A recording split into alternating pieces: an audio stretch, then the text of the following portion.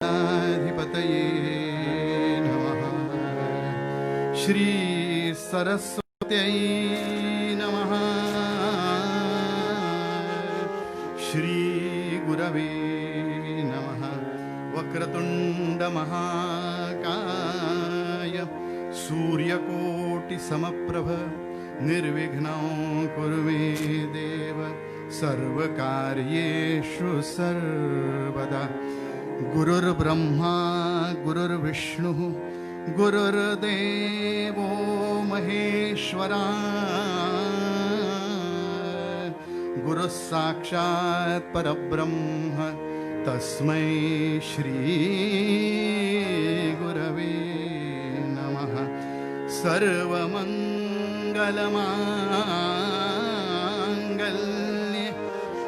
शिवे सर्वार्थसाधिके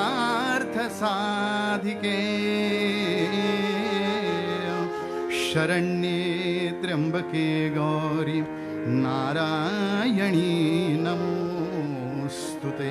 सजयति सिन्दूरवदनो देवो यत्पादपङ्कजस्मरणं वा सर्वणिरिव तमसां राशिन्नाशयति विघ्नानां। मूकं करोति वाचालं पङ्गुलङ्घयते गिरिं यत्कृपातमहं वन्दे परमानन्दमाधवं। नमस्ते शारदे देवी सरस्वतीमतिप्रदे वसत्वं मम जिह्वाग्रे सर्वसिद्धिप्रदायिनि। ॐ सर्वस्वरूपे सर्वेशे सर्वशक्तिसमन्विते भये व्यस्त्राहिनो देवी दुर्गे देवी नमोस्तुते। कैलासराणा शिवचन्द्रमौळि फणीन्द्रमाथा मृगुटी झळाळि। कारुण्य सिंधू भवदुःखहारी तुझ वीण शंभो मज गुणतारी। जय जय राम कृष्ण हरी राजा राम। जय जय राम कृष्ण हरी राजा राम। जय जय राम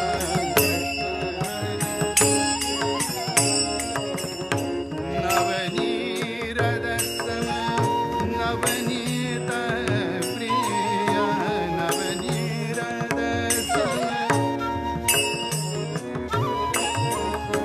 नवनीरदसम नवनीत प्रिय नवनीरदसम नवनीत प्रिय नवल विनोद विहारी। जय जय राम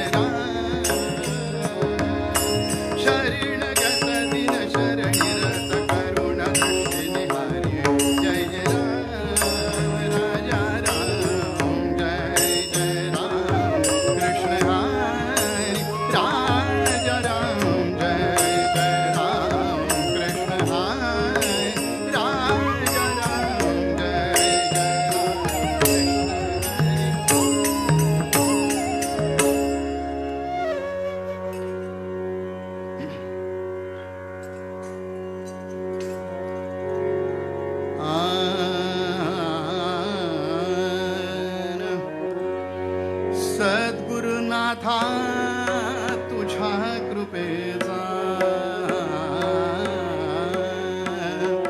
सतत वाहू दे झरा, सतत वाहू दे झरा, अनसुयेच्या स्वतः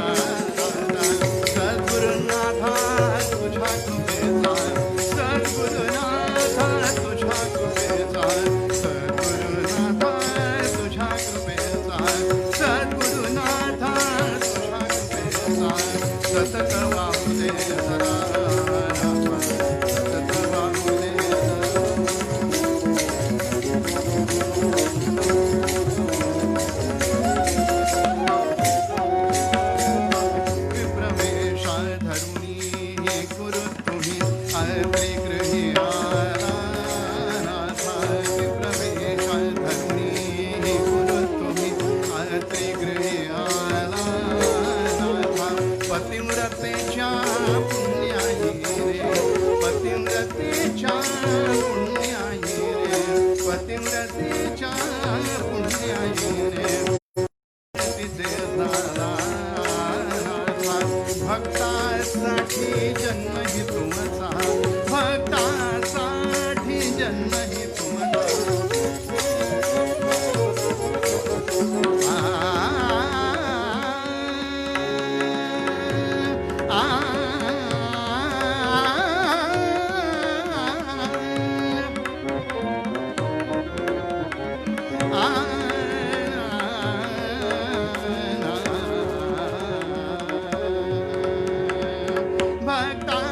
भक्तासाठी जन्म ही तुमचा भक्तासाठी जन्म ही जगता उद्धारा नाथा अनसूयेच्या सुता आता सद्गुरुनाथा तुझ्या कृपेचा सतत वाहू दे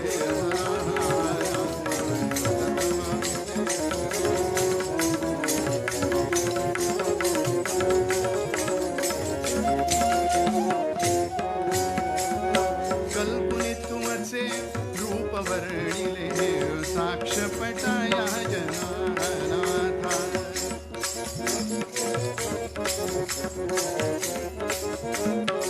नाथा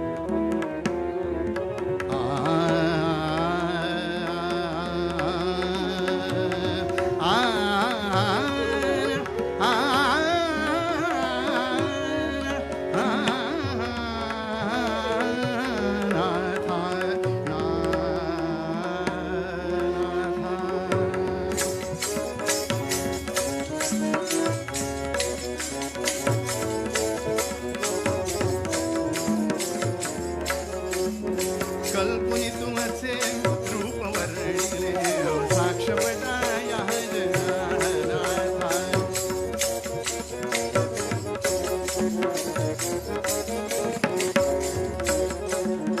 दर्शन द्यावे विनती अनंता दर्शन द्यावे विनती अनंता दर्शन द्यावे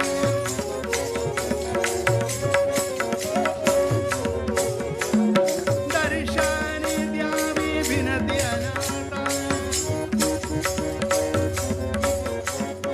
दर्शन द्यावे विनती अनंता दर्शन द्यावे विनती अनंता दर्शन द्यावे विनती अनंता संत बाबू नका नाथा सद्गुरुनाथा तुझ्या कृपेचा सतत बाहू दे जरा सतत बाहू दे जरा नाथ सतत बाहू दे जरा नाथ सतत बाहू दे जरा राजाधिराज रामचंद्र महाराज की जय अवधूत चिंतन श्री गुरुदेव दत्त 2 मिनिटं गजर करायचा टाळी मोठ्याने नामस्मरण मोठ्याने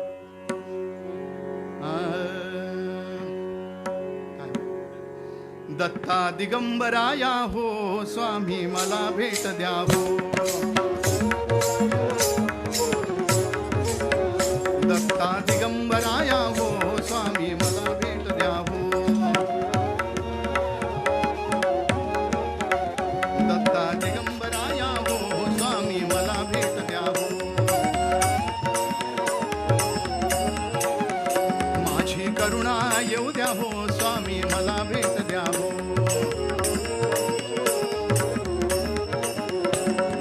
दिगंबराया हो स्वामी मला भेट द्या हो. दत्ता दिगंबराया हो स्वामी मला भेट द्या हो. दत्ता दिगंबराया हो स्वामी मला भेट द्या हो. दत्ता दिगंबराया हो स्वामी मला भेट द्या हो. माझी करुणा येऊ द्या हो स्वामी मला भेट द्या हो. दत्ता दिगंबराया हो स्वामी मला भेट द्या हो. दत्ता दिगंबराया हो स्वामी मला भेट द्या हो.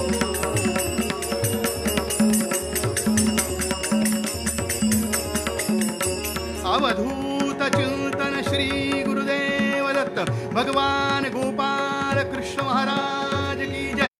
अनंत कोटी ब्रह्मांड रायक राजाधिराज सच्चिदानंद सद्गुरु श्री अक्कलकोट स्वामी महाराज की जय.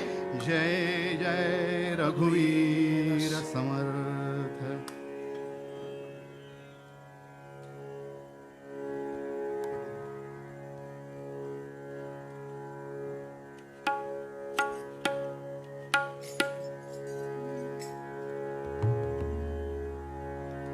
आ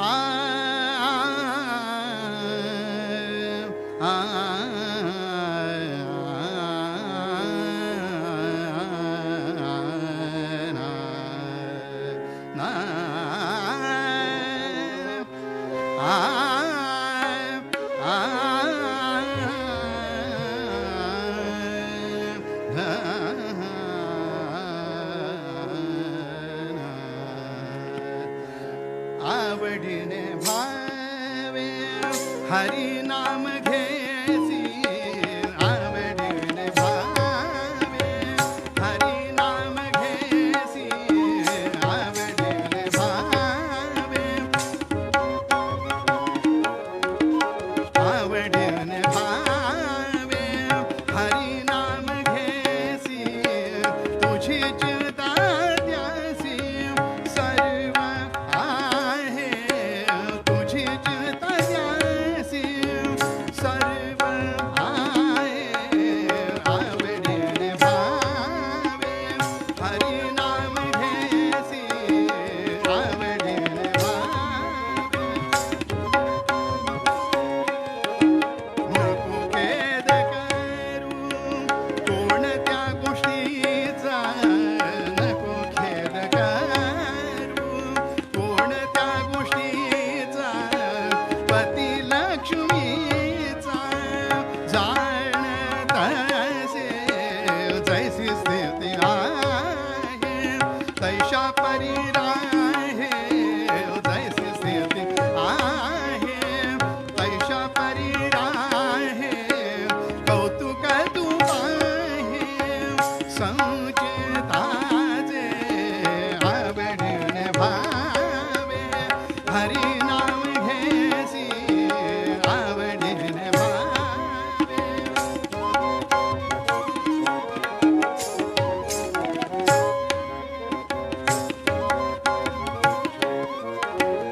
एका जनार्दनी भोग प्रारभाचा.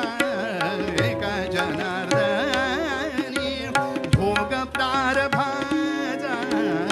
एका जनार्दनी भोग प्रारभाचा. एका जनार्दनी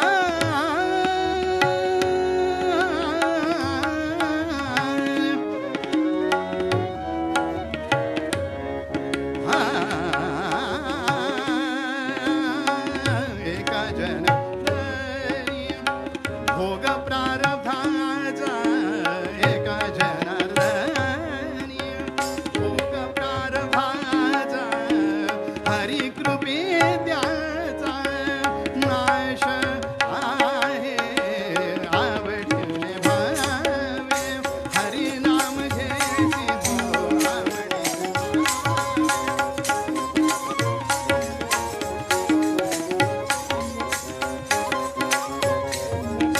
एका जनार्दनी भोग प्रारब्धाचा एका जनार्दनी भोग प्रारब्धाचा एका जनार्दनी आ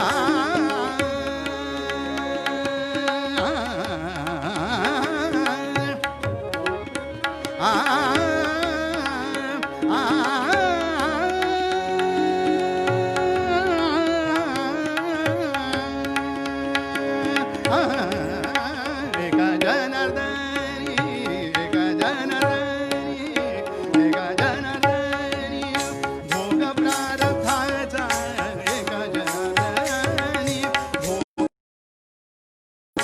हरी कृपे त्याचा नाश आहे हरी कृपे त्याचा नाश आहे आवडीने हरी नाम घेसी आवडीने भावे हरी नाम घेसी आवडीने भावे आवडीने भावे आवडीने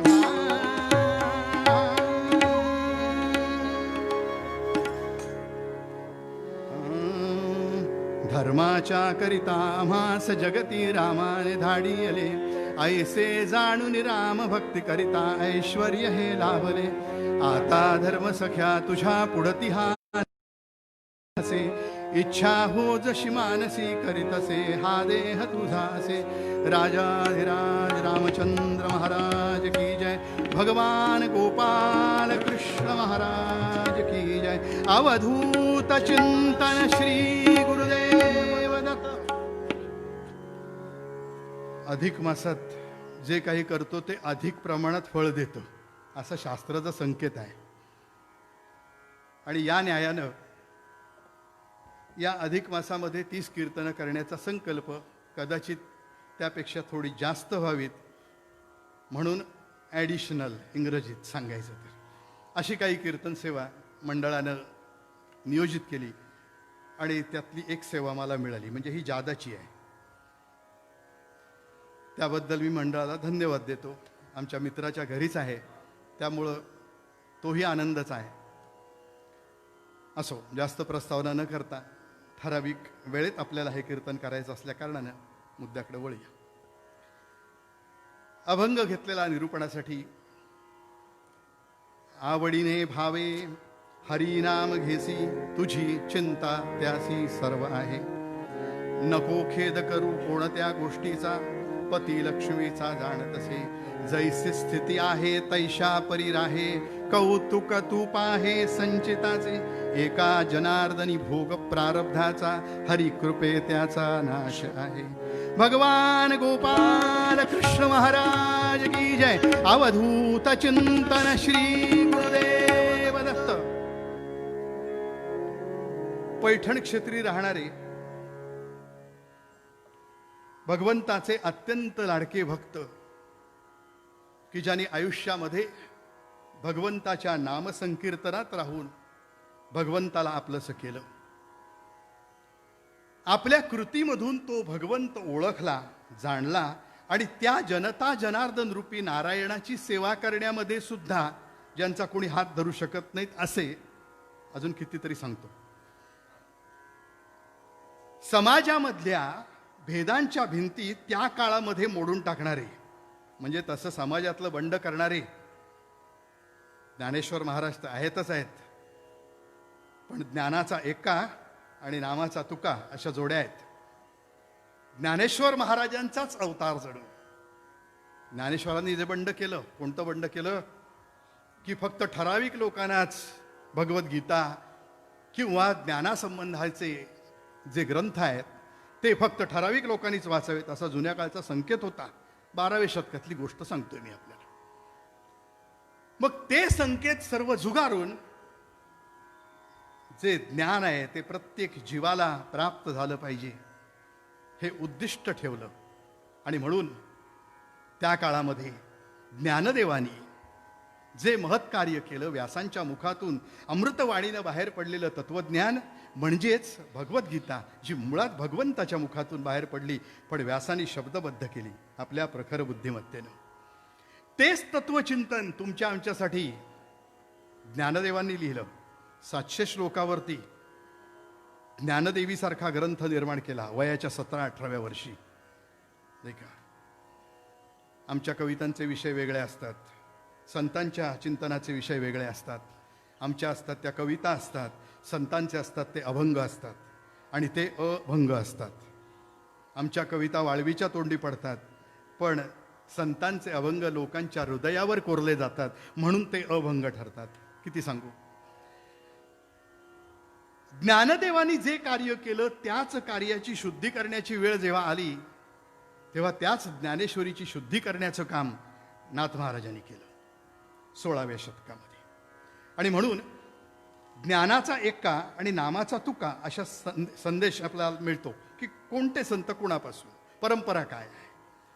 तर ज्ञानदेवांचंच कार्य पूर्ण करण्यासाठी जण अवतीर्ण झालेला हा नाथांचा अवतार आहे. पण प्रत्येकाचं भाग्य काही वेगळं असतं, प्रत्येकाचं दुर्भाग्यही काही वेगळं असतं. अहो सगळं आहे पण आला की सगळं मागचं विसरायचं. त्या सगळं आहे काही अर्थ राहत नाही. पण नाथांच्या चरित्रामध्ये अशी पहिलीच धक्कादायक गोष्ट आपल्याला कळते की नाथांनी जन्म घेतला मूळ नक्षत्रावरती.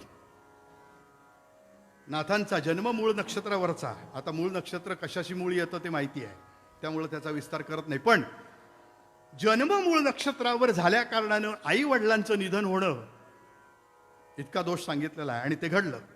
म्हणजे संतांना सुद्धा आपलं प्रारब्ध तशा अर्थाने बदलता येत नाही. जे भोग आहेत ते भोगावेच लागतात. नाथांच्या चरित्रामधला हा दुर्दैवाचा भाग आहे. पण आता पण आलं की मागचं विसरायचं.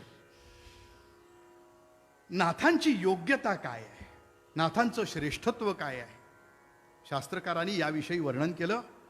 नामदेवस्य भक्तिस्यात् ज्ञानम ज्ञानेश्वरस्य च तुकारामस्य वैराग्यम नाथो संति त्रयो गुणा. भगवान गोपाल कृष्ण महाराज की जय. मला माहिती आहे श्रोत्यांची संख्या कमी आहे पण कमी असलेली वस्तू सुद्धा जास्त ताकदवान असते बरं का.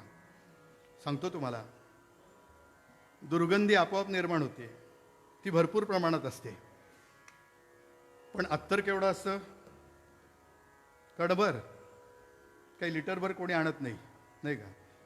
1 तोळा अर्धा तोळा हां, आणि त्याचा एक थेंब लावला की बस पुढचे 2-4 तास आनंदात. सुगंध हा त्या दुर्गंधाला केव्हाच मारून टाकतो. सज्जनांची संख्या नेहमी कमीच असते, दुर्जन जास्त असतात. दुर्जन निर्माण व्हायला फार काही करावं लागत नाही, सज्जन मात्र प्रयत्नांनी निर्माण करावे लागतात आणि निर्माण झाले तर ते जोपासावे लागतात. म्हणून मला माहिती आहे लोकांची संख्या मर्यादित आहे, श्रोत्यांची संख्या सध्याच्या परिस्थितीमध्ये.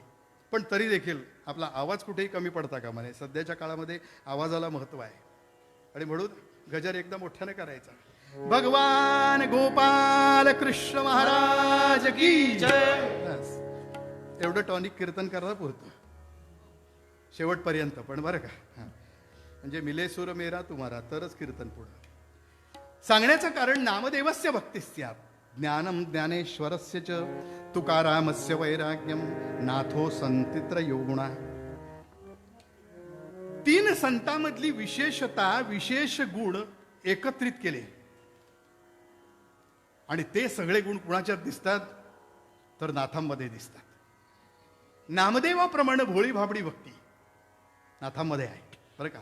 मी मगाशी म्हटलं जनता जनार्दन रूपी नारायणाच्या हृदयाला हात घालणारा. अहो त्या काळात हरिजनाचं मूल उचलणं म्हणजे केवढी पाप आहे नाही का. त्या काळात,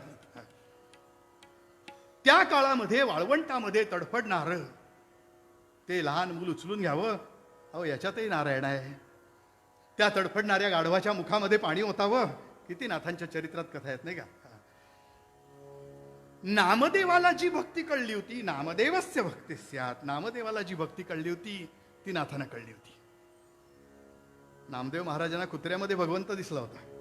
अहो, आईनं भाकऱ्या करून ठेवल्यात आणि मागच्या दारानं कुत्र्यानं प्रवेश केला, भाकरी उचलली आणि पळायला लागला.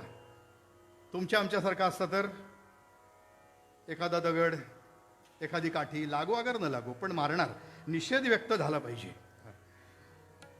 त्या कुत्र्याला आम्ही एखादा दगड तरी मारलाच असता, पण नामदेवाच्या चरित्रात जरा वेगळेपणा आहे.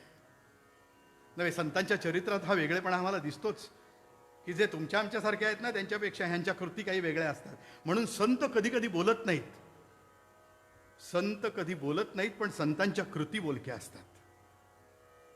आधी केले मग सांगितले. नामदेव महाराजांनी घरातली तुपाची लोटी घेतली आणि धावत सुटलेत. पांडुरंगा, अहो भाकरी कोरडी कशी खाणार तुम्ही, तूप घ्या जरा, नाही का.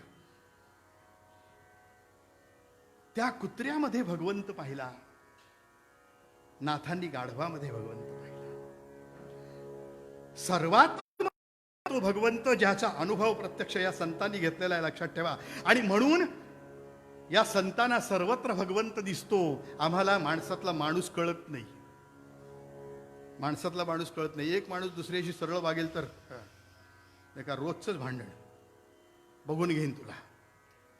माणसातला माणूस कळत नाही, देव कळणं लांबच राहिलं, देव कळणं लांब राहिलं.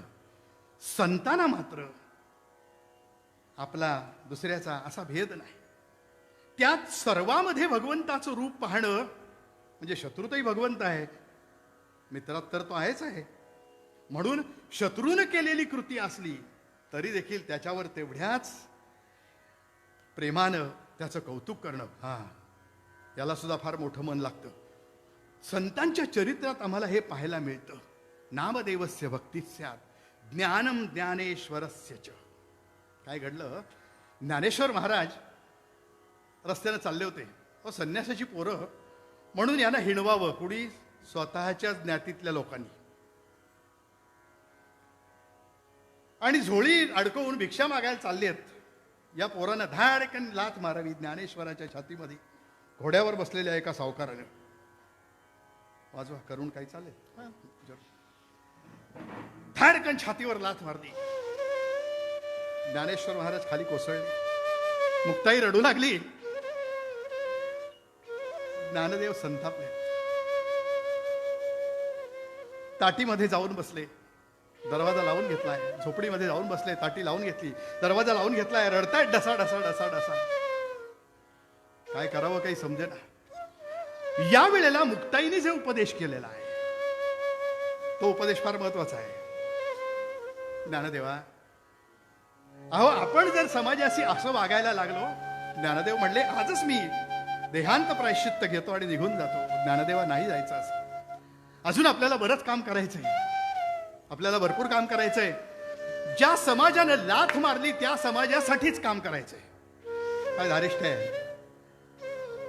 ज्यानं आपल्याला लाथ मारली, तुमच्या आमच्यासारखा सर्वसामान्य नेहमीच विचार करतो बघून घेईल, केव्हा तरी भेटेल. मुक्ताईनं उपदेश केला ज्ञानदेवाना की ज्ञानदेवा, अहो समाज जर अग्नी झाला तर आपण पाणी व्हावं. मुक्ताईचे जे अभंग आहेत 43 अभंग आहेत, त्या 43 अभंगामधले ताटीचे अभंग म्हणून काही अभंग ओळखले जातात. या अभंगातून ज्ञानदेवांना केलेला उपदेश आहे आणि या उपदेशाच्या आधारे ज्ञानेश्वरांनी ताटी उघडली आणि त्यानंतर ज्ञानदेवी सारखा महान ग्रंथ निर्माण झाला. काय सांगू तुम्हाला, जो प्रत्यक्ष आत्मज्ञान देणारा ग्रंथ होता, ईश्वराची प्रत्यक्ष अनुभूती देणारा ग्रंथ होता. ज्ञानदेवासारखं ज्ञान ज्यांच्याकडे आहे, नामदेवासारखी ज्यांच्याकडे भक्ती आहे, मी झार झार झार ओझवतो सांगतो. आणि तुकारामस्य वैराग्यम, वैराग्य कुणाचं, तुकारामाचं वैराग्य ओळखा. हो, आमच्याकडे सगळीकडेच अभिलाषा, मला काय मिळेल नाही का, किंवा मिळालेलं रक्षण कसं होईल, मलाच कसं मिळेल, याचा सतत ध्यास, सतत चिंतन. आणि म्हणून संतांच्यात आमच्या चरित्रात फरक आहे, नाही चारित्र्यातही फरक आहे. तुकाराम महाराज रस्त्यानं चाललेत, आणि कोणीतरी उसाची मोळी बांधून दिली. महाराज पोरासने द्या खायला. तुकाराम महाराज डोक्यावर घेऊन घरी चाललेत. इतक्यात गावातली मुलं येऊन तुकाराम महाराजांसमोर उभी राहिली. महाराज द्या की आम्हाला ऊस द्या आम्हाला खायला. महाराजांनी सगळी मोळी त्याच्यासमोर ठेवली. त्याला म्हणायचं संत. तुकाराम महाराजांना काही त्रास कमी दिलेला नाही बरं का संतांनी. नव्हे, संत जेव्हा असतात तेव्हा संतांना त्रासच सहन करावा लागतो. म्हणून जेव्हा सज्जनांच्या वाट्याला त्रास येतो तेव्हा लक्षात ठेवावं की आपली ती परीक्षा आहे आणि ह्या परीक्षेतून आपण पार झालो की आपल्याला नक्की पुढं आनंद आहे. लक्षात ठेवा.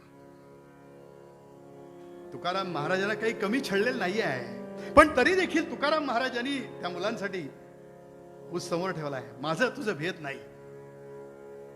भेद संपला, तो संत झाला. माऊलीनं वर्णन केलं. लावणी केली तू घाईकची सावली, वृक्ष दे जैसा तृषार्ताची तृषाहरू, व्याघ्राविष होवोनी मारू, हा भेद न करू तो य जैसा. वृत्ती कळली असे तुकाराम महाराज ती उसाची मोळी समोर ठेवली. मुलांनी सगळे खाल्ली आणि शेवटी उसाची एक काठी घेऊन घरी येऊन पोचले. आता घरी आल्यावर बायकोनं काय बोलली असेल मी काही कीर्तनात सांगत नाही, ज्याला त्याला अनुभव आहे. का हो, एवढे चांगले ऊस दिले होते, मोळी दिली होती, मला माहिती आहे, पण घरी येताना मात्र एकच फक्त येऊन पोहोचलाय. हे काही योग्य नाही. बायकोनं काहीतरी बोलली असणार की नाही. तुकारामांची पत्नी ही त्यातली सर्वसामान्यांपैकी, पण तुकाराम असामान्य आहेत. महाराज काय म्हणाले, माझी पोरं खात्यात तशी ती पोरं खात्यात, खाऊ दे की, काय गेलं आपलं. बरं, दुसऱ्यानं दिलेलं मी तिसऱ्याला दिलं, काय गेलं आपलं. किती साधा सोपा व्यवहार आहे नाही का. या खिशातले पैसे काढून या खिशात ठेवावेत, इतक्या सहजपणाने दातृत्व करताना सुद्धा इतकं सहज आहे, सहज आहे. नामदेवस्य भक्ती स्यात्, ज्ञानम ज्ञानेश्वरस्य च, तुकारामस्य वैराग्यम, नाथो संती त्रयो गुणः. नाथामध्ये या तीनही गुणाचं मिश्रण आहे आणि म्हणून नाथ श्रेष्ठ आहेत. नाथ श्रेष्ठ आहेत. अशा नाथांचा अभंग निरूपणासाठी घेतलेला आहे. अभंगाच्या एखाद्या मुद्द्यावरती चर्चा करू आणि म्हणजे नीट विचार करू.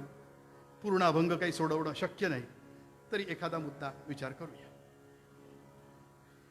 नाथ महाराजांच्या हरिपाठामधला अभंग क्रमांक 22. आवडीने भावे हरिनाम घेसी, तुझी चिंता त्यासी सर्व आहे. बस एवढी ओळ आजला झाली तरी भरपूर.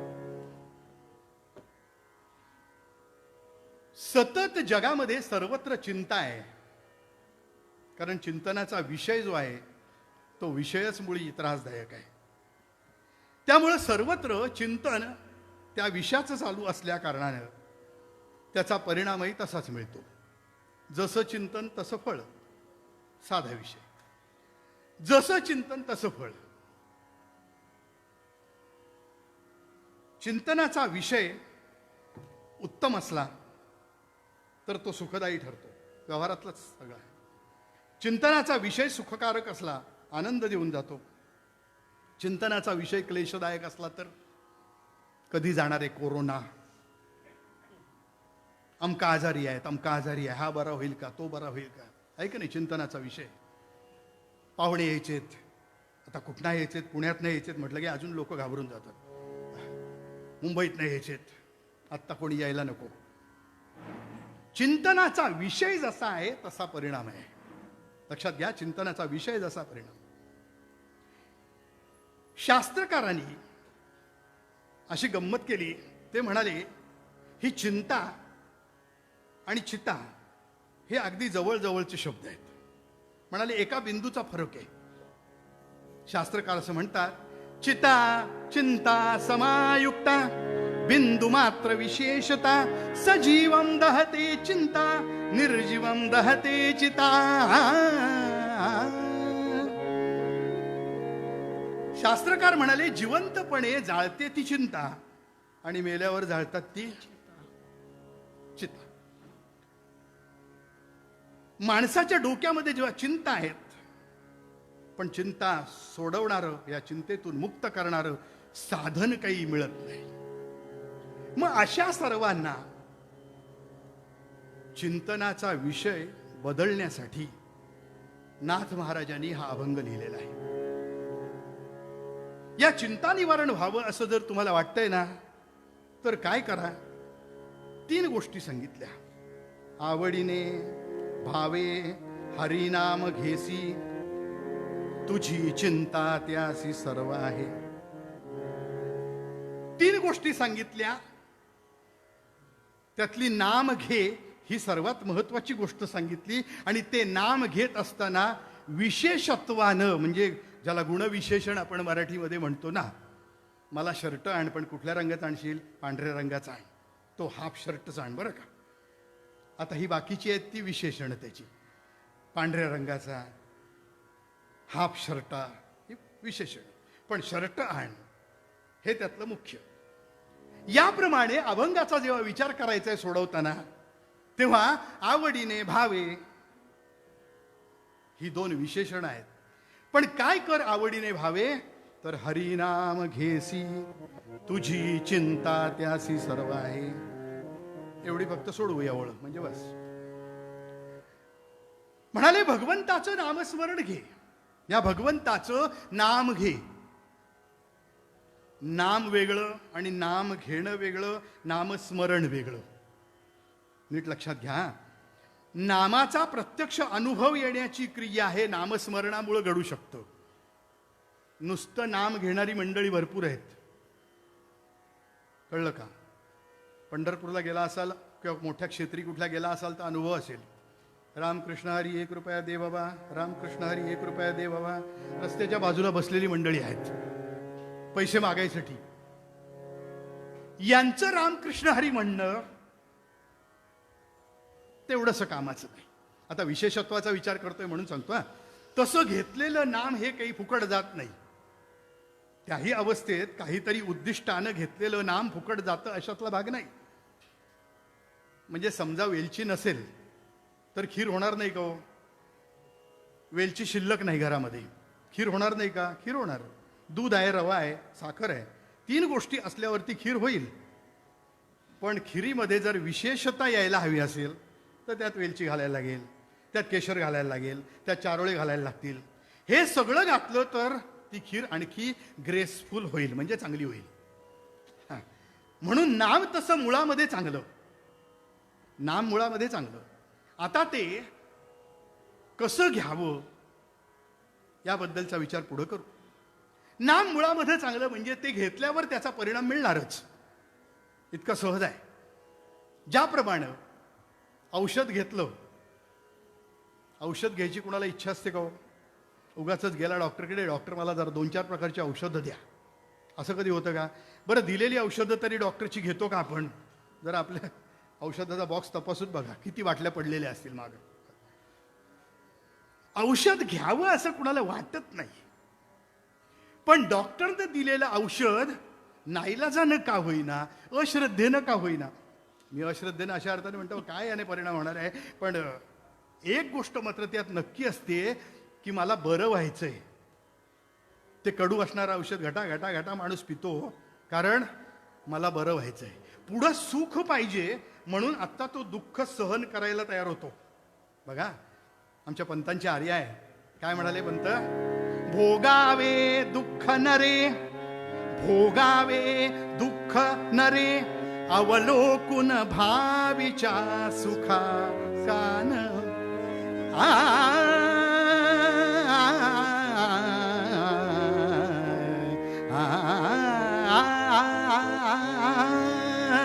भोगावे दुःख नरे, अवलोकुन भाविच्या सुखा कान.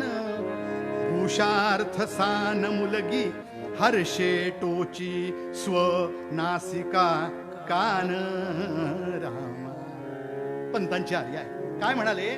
भोगावे दुःख नरे, अवलोकुन भाविच्या सुखा कान. भूषार्थ सान मुलगी, हर्षे टोची स्व नासिका कान. अहो, ती लहानशी मुलगी असते बरं का, सोनाराकडे आई घेऊन जाते. तिला सांगते, ताई तुला नथ घालायची का नाही? तुझ्या आजीची नथ आहे, माझी नथ आहे, तुला नथ घालायची का नाही? मग ती मुलगी म्हणते हो. मग नथ घालायची असेल तर नाक टोचलं पाहिजे, नाक टोचून घेतलं पाहिजे. जुन्या काळातला बरं का, आत्ताचं काही तसं राहिलेलं नाही. मी एका ठिकाणी परीक्षेला गेलो कीर्तनाच्या.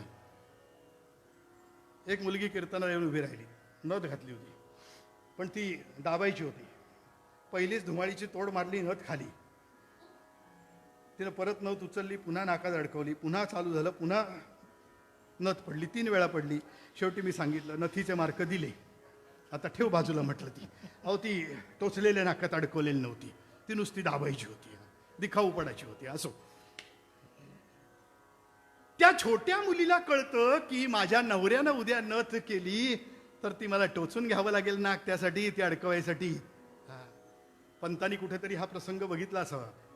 विद्वान माणसांना लहान प्रसंगातूनही काही सुचतं आणि आम्हाला सगळं बघूनही काही सुचत नाही, नाही का. पंत म्हणाले, भोगावे दुःख नरे अवलोकुन भावीच्या सुखा कान, भूषार्थ सान मुलगी हर्षे टोची स्व नासिका कान. ती कान आणि नाक टोचून घ्यायला तयार होते मोठ्या आनंदानं, कारण पुढं मला दागिने घालायचे, मिरवायचे. त्याप्रमाणे नामस्मरणाचा डोस जरा कठीण आहे, कडू आहे. कुणाला आवडतो, पण तो हट्टानं बांधून ठेवावा लागतो की नाही. इतक्या माळा झाल्याच पाहिजेत, त्याशिवाय जेवायला नाही. जुन्या काळात नियम असायचे, म्हणजे सध्या नाही तसं नाही, सध्याचे नियम वेगळे आहेत. अमुक सिरियल झाल्यावर जेवायचं, सध्याचा नियम. जुन्या काळात संध्याकाळी एकत्र बसायचं. मी अजूनही सांगतो, गोव्यामध्ये काही घरं मी पाहिलेत की ज्या घरामध्ये रोज संध्याकाळी 8:30 वाजता एकत्र बसायचं, 3 माळा जप करायचा, गोंदवलेकर महाराजांचं एक प्रवचन वाचायचं, रोज नेम आहे. जो नेमाचा आहे तो तरला, लक्षात ठेवा. नामस्मरण ही केव्हा तरी करण्याची गोष्ट नाही, ऑकेजनल. अडचण आली म्हणून गुरुजी लोक सांगतात, अमुक ग्रहाचा जप एवढा एवढा करा, बसले जपाला.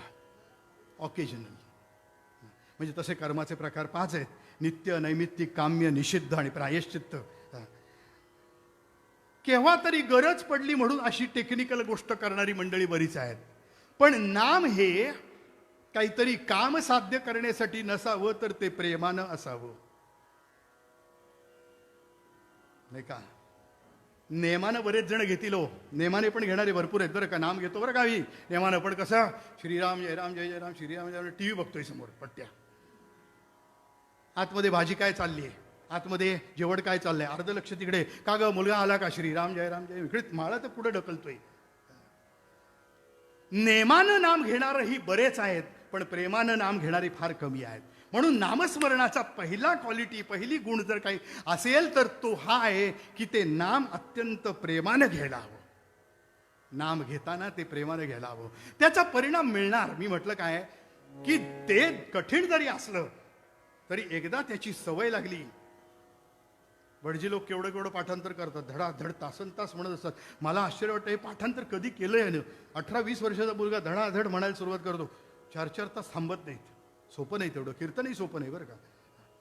हे सगळं मटेरियल कुठनं येतं असं लोकांना वाटतं, पण त्यासाठी आधी बरंच काही करावं लागतं. असं काही देव वरनं येऊन सांगत नाही, काही ना विचारणं कायच बोलणार आहात, नाही आता बघू देव काय सुचवेल ते. देव काही सुचवत नाही, आधी अभ्यास बराच करावा लागतो. या लोकांचंही मला कौतुक आहे, गुरुजी लोकांचं सगळ्या, की खूप पाठांतर. ते सगळा कडू जो डोस आहे तो पचवावा लागतो आणि तेव्हा मग त्याला फळ मिळतं, लक्षात ठेवा. नाम हे औषधासारखं आहे, ते आतमध्ये गेल्यावर परिणाम देणारच बरं का. ते आतमध्ये गेल्यावर परिणाम देणार. डॉक्टर एवढी मोठी सुई काढतो, टाचकन टोचतो हातला. काय करतो आम्ही, तोंड वाईट करतो, रडतो, रडकुंडीला येतो. पण आम्हाला माहिती आहे आमचा फॅमिली डॉक्टर आहे, तो मला यातून बरा करणारच आहे. आणि खात्रीनं त्याचं औषध घ्यायला आम्ही 1 मिनिटात तयार होतो, त्याने दिलेली इंजेक्शन घ्यायला तयार होतो. आता मी फॅमिली डॉक्टरबद्दल बोलतोय. व्यवहारामध्ये आम्हाला फॅमिली डॉक्टर लागतो. अहो त्यानं दिलेली पुरचुंडी, हे घे बरं होशील. अहो नुसता डॉक्टर भेटला तरी अर्धा बरा होतो आम्ही. काही झालेलं नाही तुला, इतके काही काही डॉक्टर चांगले असतात. काही झालेलं नाही, 2 गोळ्या घे, चल बरा होशील उद्या.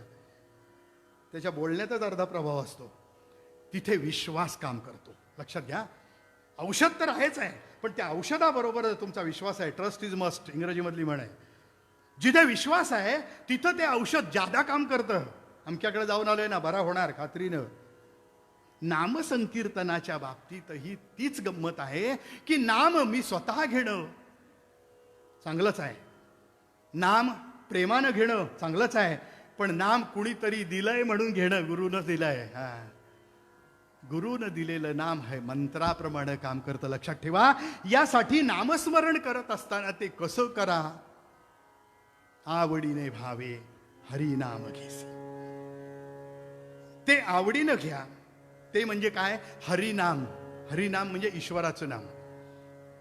व्यासमहर्षी म्हणाले, हरिर्नाम हरिर्नाम हरिर्नामैव केवलम कलौ नास्त्यैव नास्त्यैव नास्त्यैव गतिरन्यथा. व्यासमहर्षी म्हणाले, या कलियुगामध्ये या नामस्मरणाशिवाय दुसऱ्या कशालाही तरणोपाय नाही. दुसरे बरेच उपाय आहेत, पण ते उपाय या इथं चालायचे नाहीत. हरिर्नाम हरिर्नाम हरिर्नामैव केवलम. श्रीमद भागवतातला श्लोक आहे. केवळ हेच म्हणजे दुसरं नाही. दुसऱ्या कुठल्या गोष्टीनं तरणोपाय होणार नाही. शास्त्रकारांनी याचंही वर्णन करून ठेवलं. कृते ध्यायतो विष्णू त्रेतायाम यजतो मखे द्वापारे करिचर्यायाम कलौ तत् हरिकीर्तना. कलियुगामध्ये हरिकीर्तन म्हणजे भगवंताचं नामस्मरण हेच सर्वश्रेष्ठ आहे. बाकी सर्व निष्फळ आहे.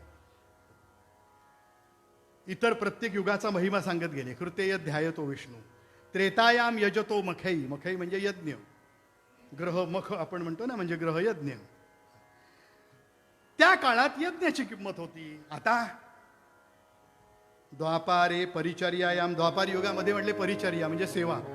त्या परिचर्या शब्दापासून परिचारिका असा शब्द मराठीत आहे, रूढ सेवा. आणि त्यानंतर म्हणाले कलियुगामध्ये नामस्मरण याशिवाय दुसरा कोणताही मार्ग नाही. म्हणून नाथ महाराजांनी सुद्धा सांगताना नेमकं हेच सांगितलं. काय? आवडीने भावे हरिनाम घेसी. हरिनाम घे. आता सांगणाऱ्याचा अधिकार एवढा श्रेष्ठ आहे. कसं आहे? ज्याला त्याचे अनुभव आहे त्याच्याकडून ऐकावं, नाही का? मी तुम्हाला एखादा ऑस्ट्रेलियन पदार्थाची माहिती सांगायला लागलो समजा, तुम्हाला त्याचा काही परिणाम होईल का हो?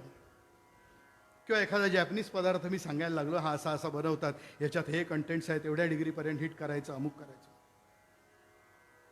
पण समजा मी भेळ कशी करायची, नाही आपल्याकडच्या काही रेसिपीज आहेत, त्या जर सांगायला सुरुवात केली तर तुम्हाला त्याचा आनंद मिळेल. चिंच म्हणता क्षणी जिभेला पाणी सुटेल, नाही का? पेढा म्हणताना मथुरेचा पेढा, आग्र्याचा पेठा. एक एक वस्तूचं नाव घेता क्षणी त्याचा अनुभव आम्हाला माहिती होतो किंवा अनुभवता येतो, कारण त्या वस्तूची आम्हाला माहिती आहे. चिंच म्हटल्यावर जिभेला पाणी सुटणार, कारण चिंच आम्ही यापूर्वी खाल्लेली आहे, म्हणून चिंचेचा अनुभव आहे. ते नाम घेता क्षणी अनुभव आहे, लक्षात ठेवा. ते नाम घेता क्षणी अनुभव आहे, त्याचं रूप समोर येईल, नाही का? नाम घेता क्षणी. इतर वस्तूंच्या संदर्भाने सुद्धा तुम्ही वापरू शकता हा नियम. ते नाम घेता क्षणी त्याची अनुभूती आपल्याला यायला लागेल. पण या नामाचा अनुभव, कुठलं? भगवंताच्या नामाचा अनुभव, हा फक्त संतांना आहे. आणि त्यामुळं संत जेव्हा सांगतात की ते हे घे, तेव्हा आम्ही ते घ्यायलाच पाहिजे. विश्वास ठेवून घ्यायला पाहिजे. महत्वाची गोष्ट. कधी कधी श्रद्धेनं ही बरीच कामं होऊन जातात. भगवंताचं नाम घेत असताना संतावरती विश्वास ठेवून ते नाम घ्यायला पाहिजे. कारण आमच्या असंख्य जन्मातली पातकं या नाम संकीर्तनानं नाहीशी होणार आहेत. हरि उच्चारणी अनंत पापराशी जातील लयासी क्षण मात्रे, जातील लयासी क्षण मात्रे, जातील लयासी क्षण मात्रे. हरिमुखे म्हणा, हरिमुखे म्हणा, हरिमुखे म्हणा, हरिमुखे म्हणा. पुण्याची गणना, पुण्याची गणना, पुण्याची गणना. माऊली म्हणाली, हरी उच्चारणी अनंत पापराशी जातील लयासी क्षण मात्रे, तृण अग्निमेळे समरस झाले तैसे नामे केले जपताय. माऊलीनं दृष्टांत फार अप्रतिम दिलेत. माऊली म्हणाली, अग्नीचा संपर्क येताच गवत क्षणार्धात भस्मसात होऊन जातं, नव्हे ते अग्निरूप होऊन जातं. त्याप्रमाणे तुमच्याकडे पातकाचे किती डोंगर असू द्यात, नामसंकीर्तनाची ठिणगी त्यावर पडली की ते जे दोष आहेत ते पळायला लागतील आणि त्या योगे तुम्ही शुद्ध व्हाल. म्हणून नामस्मरणाचा हा सहज मिळणारा फायदा आहे. नाम कसं घ्या, महत्वाचे 2 शब्द झर झर सांगतो. अजून बरंच बोलण्यासारखं आहे नाम या विषयावर. तसं संत आयुष्यभर बोलले तरी संपलं नाही, तर अर्ध्या पाऊण तासात मी काय सांगणार, नाही का. नाथ महाराज म्हणाले, नाम घेत असताना ते आवडीनं घ्या, प्रेमानं घ्या. क्रिया करत असताना तिथे मनाची स्थिती फार महत्वाची. म्हणून ते घेत असताना अत्यंत आवडीनं घ्या. पण सर्वसामान्यपणानं आवड हा विषय प्रत्येकाचा वेगळा, नाही का. आईनं देवपूजेला मदत करायला सांगितली. बाळ्या जरा गंध उगाळून देशील का रे. आता ते जुन्या काळातलं गंध म्हणजे ते खोडाने उगाळायचं बरं. हा, हल्लीच्या काळात झालं गंध तयार. त्या काळातली गोष्ट आहे. बंड्या जरा गंध उगाळून देतो का. म्हणला हे मला वेळ नाही. म्हणला बरं वेळ असला तरी वेळ नाही, कारण विषय नावडीचा आहे. लक्षात घ्या, विषय नावडीचा असल्या कारणानं ती गोष्ट करायला तो तयार होत नाही. तुकाराम महाराज म्हणाले बरं का, मी म्हणालो नाही. गंध उगाळिता कष्टी, गंध उगाळिता कष्टी, गंध उगाळिता कष्टी, गंध उगाळिता कष्टी. आवडीने भांग घोटी, आवडीने भांग घोटी, भांग घोटी. देवपूजेचा कंटाळा, देवपूजेचा कंटाळा, देवपूजेचा कंटाळा. हाती सोंग त्याचा चाळा, हाती सोंग त्याचा चाळा, हाती सोंग त्याचा चाळा. देवपूजेचा कंटाळा,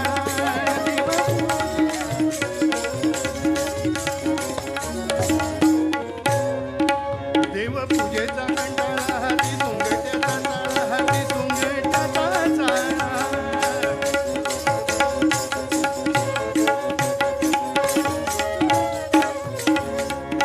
देवपूजेचा कंटाळा, देवपूजेचा कंटाळा. हाती सोंग त्याचा चाळा, हाती सोंग त्याचा चाळा.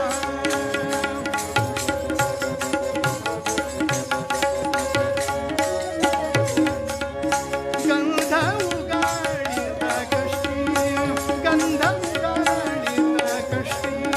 आवडीने भांग घोटी, आवडीने भांग घोटी, आवडीने भांग घोटी. देवपूजेचा कंटाळा, देवपूजेचा कंटाळा, देवपूजेचा कंटाळा. देवपूजेचा कंटाळा, हाती सोंगट्याचा चाळा. गंध उगाळिता कष्टी, पण आवडीने भांग घोटी. काही सांगायला नको याबद्दल. सध्या NCB उभा राहील पाठीकडे. कुठे सांगा, नाही का. देवपूजेचा कंटाळा. महाराज म्हणाले की तीच क्रिया करायची आहे, पण ती क्रिया करत असताना मन तिथं चिकटत नाही, कारण तो विषय त्या मनाला अप्रिय आहे. तसं मन आहे चंचल, मन संशयात्मक, संकल्प विकल्पात्मक. त्यामुळे ते मन चिकटत नाही, ही गडबड आहे. पण ह्या मनाचा एक गुण चांगला की एकदा ते चिकटलं की तिथून हलत नाही. ताट चांगलं वाढलेलं आहे नैवेद्याचं. ती माशी अशी पटकन येते कुठला तरी, बरोबर बसती वरती, बसते की नाही. मग महिला मंडळ लगेच हाकलतात त्या माशीला. ती माशी हाकलली तरी परत थोड्या वेळाने तिथे येऊन बसते. काय करायचं. आमच्या संतांना वाईटातून चांगलं दिसतं म्हणतात ते हसू. ते म्हणाले हे मन जे आहे ना, हे त्या माशीसारखं आहे. किती हाकललं तरी परत तिथेच. आमच्या बहिणाबाई चौधरी म्हणाल्या, काय म्हणाल्या, मन वढाय वढाय उभ्या पिकातलं ढोरं, किती हाकला हाकला फिर येतं पिकावर, किती हाकला, नाही का. आमच्या कीर्तनातली प्रसिद्ध आर्य आहे. मन हे ओढाळ गुरु परधन परकामिनी कडे धावे, यास्तव विवेक पाशे वैराग्य काष्ठ कंठी बांधावे. किती सांगाल तेवढं कमी आहे. या मनाला त्या भगवंताच्या नामाची गोडी लावायची. हो, गोडी लावणं सोपं आहे का? लहान मुलाला आपण पहिल्यांदा थोडं खायला घालतो, प्रयत्न करून बघतो, जेव्हा ते खायला लागतं ना मूल यायला नको, मग हळूहळू त्याला एक एक वस्तू बाहेरची खायला घालायला सुरुवात होते. मग हे आवडतं का नाही, गोड आवडतं का नाही, आंबट आवडतं का नाही, तिखट आवडतं का नाही, त्याची परीक्षा बघितली जाते थोडक्यात. आणि मग त्याला जे आवडतं ते तो रडत नाही म्हणजे खाला, साधारणतः त्याला ते आवडायला लागलं की ते. या मनाला सुद्धा असं समजवावं लागतं. ह्या मनाला विषयाकडे धावण्याची त्याची सहज प्रवृत्ती आहे, पण सहज प्रवृत्तीला दाबून त्याला नामाकडे वळवणं फार मोठी कठीण गोष्ट. म्हणून अशा वेळेला कुणावर तरी विश्वास ठेवायला लागेल. तो विश्वास कुणाला ठेवायचा? मुंबईची माहिती विचारायची समजा, तर जो मुंबईतला आहे किंवा मुंबईत जाऊन येणार आहे त्याला विचारायला हवं नाही का. दादरला जायचंय, कसं जाऊ, त्याला विचारायला पाहिजे ज्याला माहिती आहे, जो तिथं जाऊन आलेला आहे.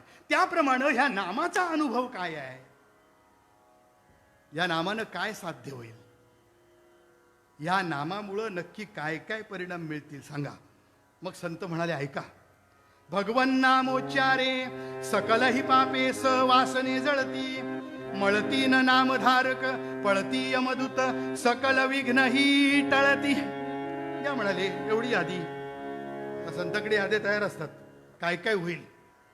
नामस्मरणाचे हे सहज फायदे मराठीत आहेत म्हणून मी परत सांगत बसत नाही, आणि घड्याळाचा काटा मला परवानगी देत नाही.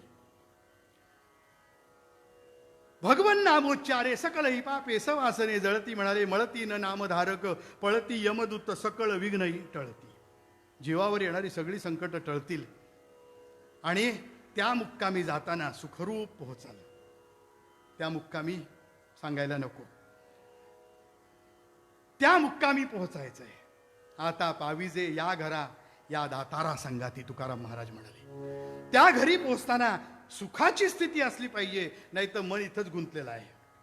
इथं कितीही करा सगळं फुकट आहे, लक्षात घ्या.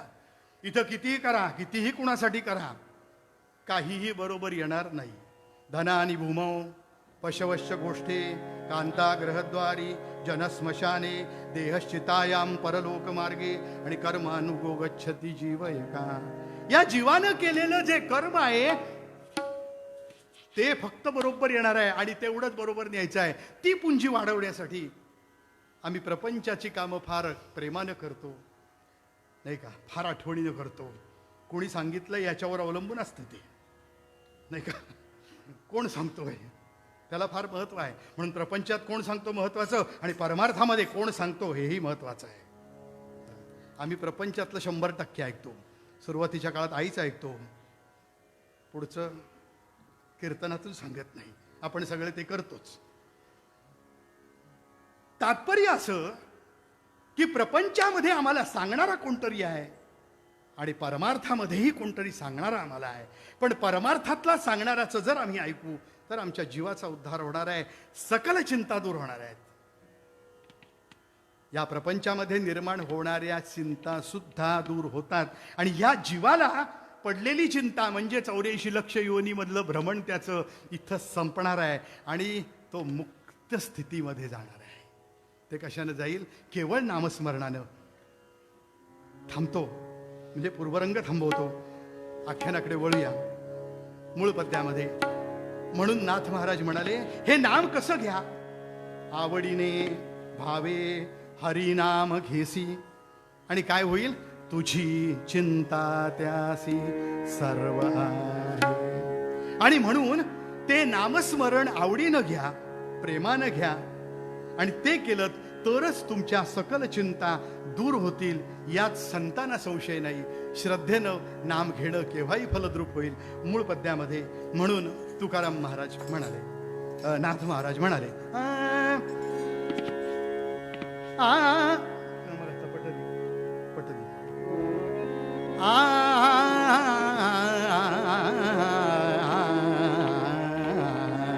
आवडीने भावे हरिनाम घेसी, आवडीने भावे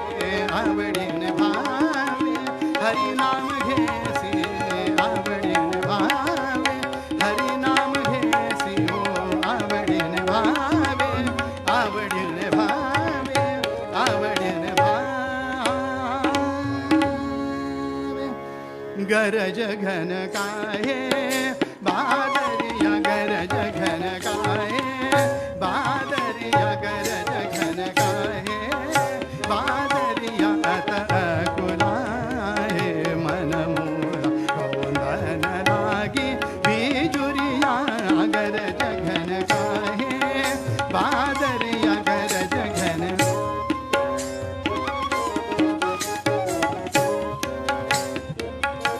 दादुर्वा की टेर मन नाही भाए दादुर्वा की टेर मन नाही भाए दादुर्वा की टेर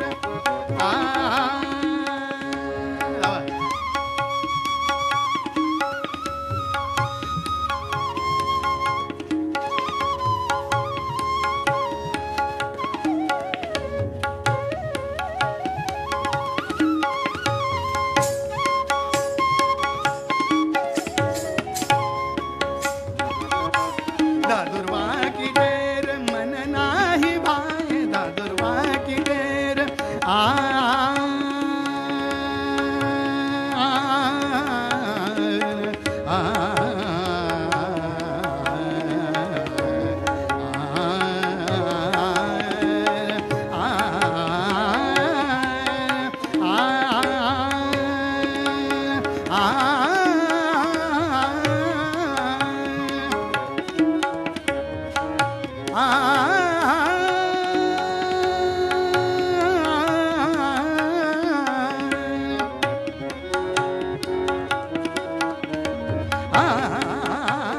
दादुर्वा की टेर मन नाही भाए दादुर्वा की टेर मन नाही भाए सुगर पिया बिन जय कुलाए का करूं फूलन के हरवा गरज घन काहे बादरिया गरज घन काहे गरज घन काहे गरज घन काहे बादरिया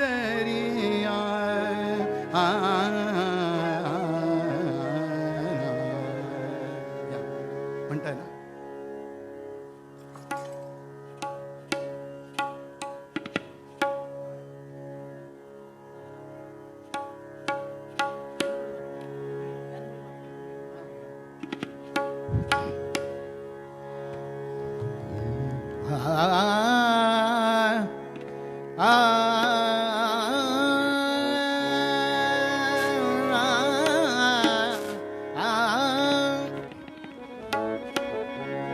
हर्षली अयोध्या नगरी हर्षली अयोध्या नगरी हर्षली अयोध्या नगरी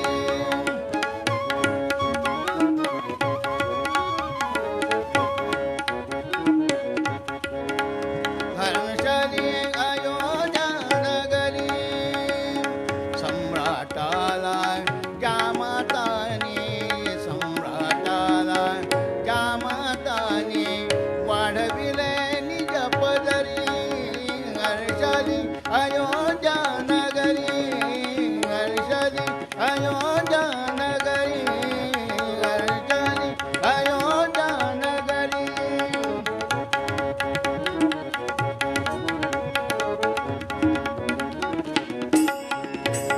धन्यता शरता धन्य भूमि धन्यता शरता धन्य भूमि धन्यता शरता धन्य भूमि धन्य कैकई कौसल्याही धन्य कैकई कौसल्याही सम्राटाला जामातानी सम्राटाला जामातानी वाढविले निज पदरी हर्षली अयोध्या नगरी हर्षली अयोध्या नगरी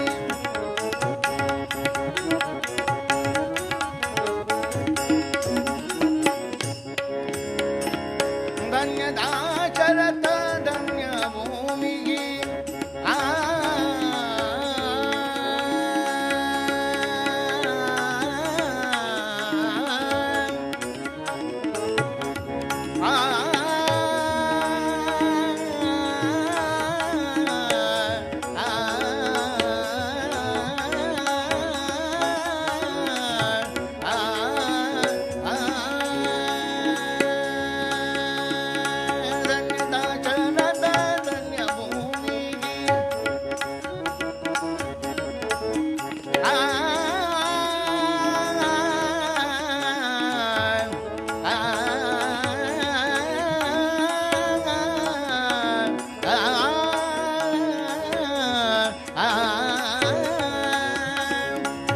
दाशरथ धन्य भूमी धन्य कैकेयी कौसल्याही धन्य कैकेयी कौसल्याही सम्राटाला त्या मातानी सम्राटाला त्या मातानी वाढविले निज पदरी चली अयोध्या नगर अयोध्या नगर अयोध्या नगरी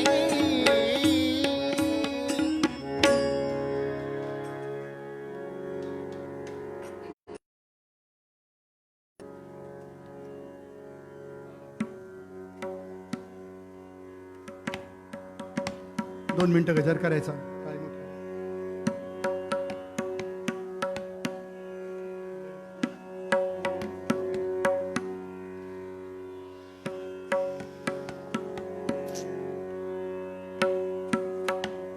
दोन मिनिटं गजर करूया. टाळी मोठ्याने, नामस्मरण मोठ्याने.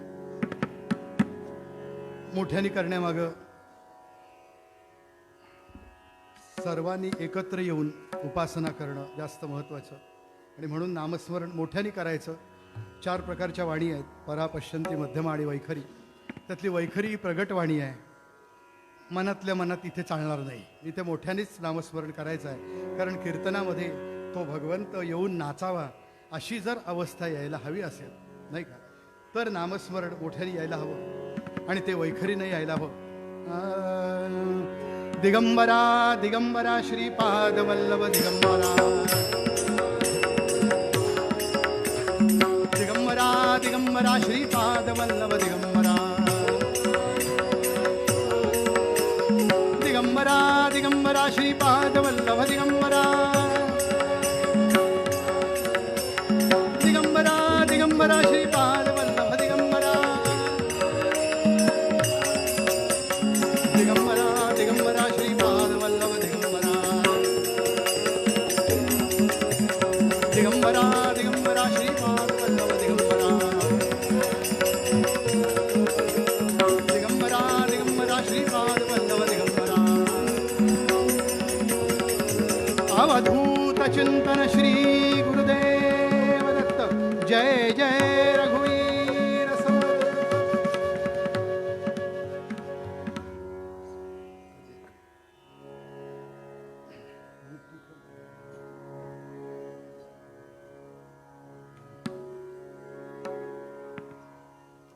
प्रकार असा घडला की ज्यांनी नामस्मरण घेतलं आवडीने भावे, त्याला भगवंत कसा प्राप्त होतो, त्यांचं चरित्र कसं आहे आणि त्यांचं चारित्र्य कसं आहे याचा थोडा विचार करूया. एखादा कथाभाग पुरेसा असतो, संताच्या चरित्रामधला एक प्रसंग सुद्धा पुरेसा असतो की संत कसे होते ते समजायला. म्हणजे चांगल्या वस्तूतला एक कण सुद्धा पुरेसा असतो. अत्तराच्या कुपीतला एक थेंब अत्तर पुरे असतं सगळं वातावरण बदलायला. त्याप्रमाणे संतांच्या चरित्रामधला एक क्षण फक्त अनुभवायचा कथांच्या माध्यमातून, कीर्तनाच्या माध्यमातून. आणि म्हणून आख्यानाला जरा जास्त महत्त्व बघतो, प्रयत्न करतो. पैठण क्षेत्रामध्ये राहून ज्यांच्या आयुष्यामध्ये नामस्मरणाचाही त्रिवेणी संगम आहे, नाथ महाराजांचं सुरुवातीच्या आयुष्यामध्ये नाथांनी भगवान शंकराची उपासना केली.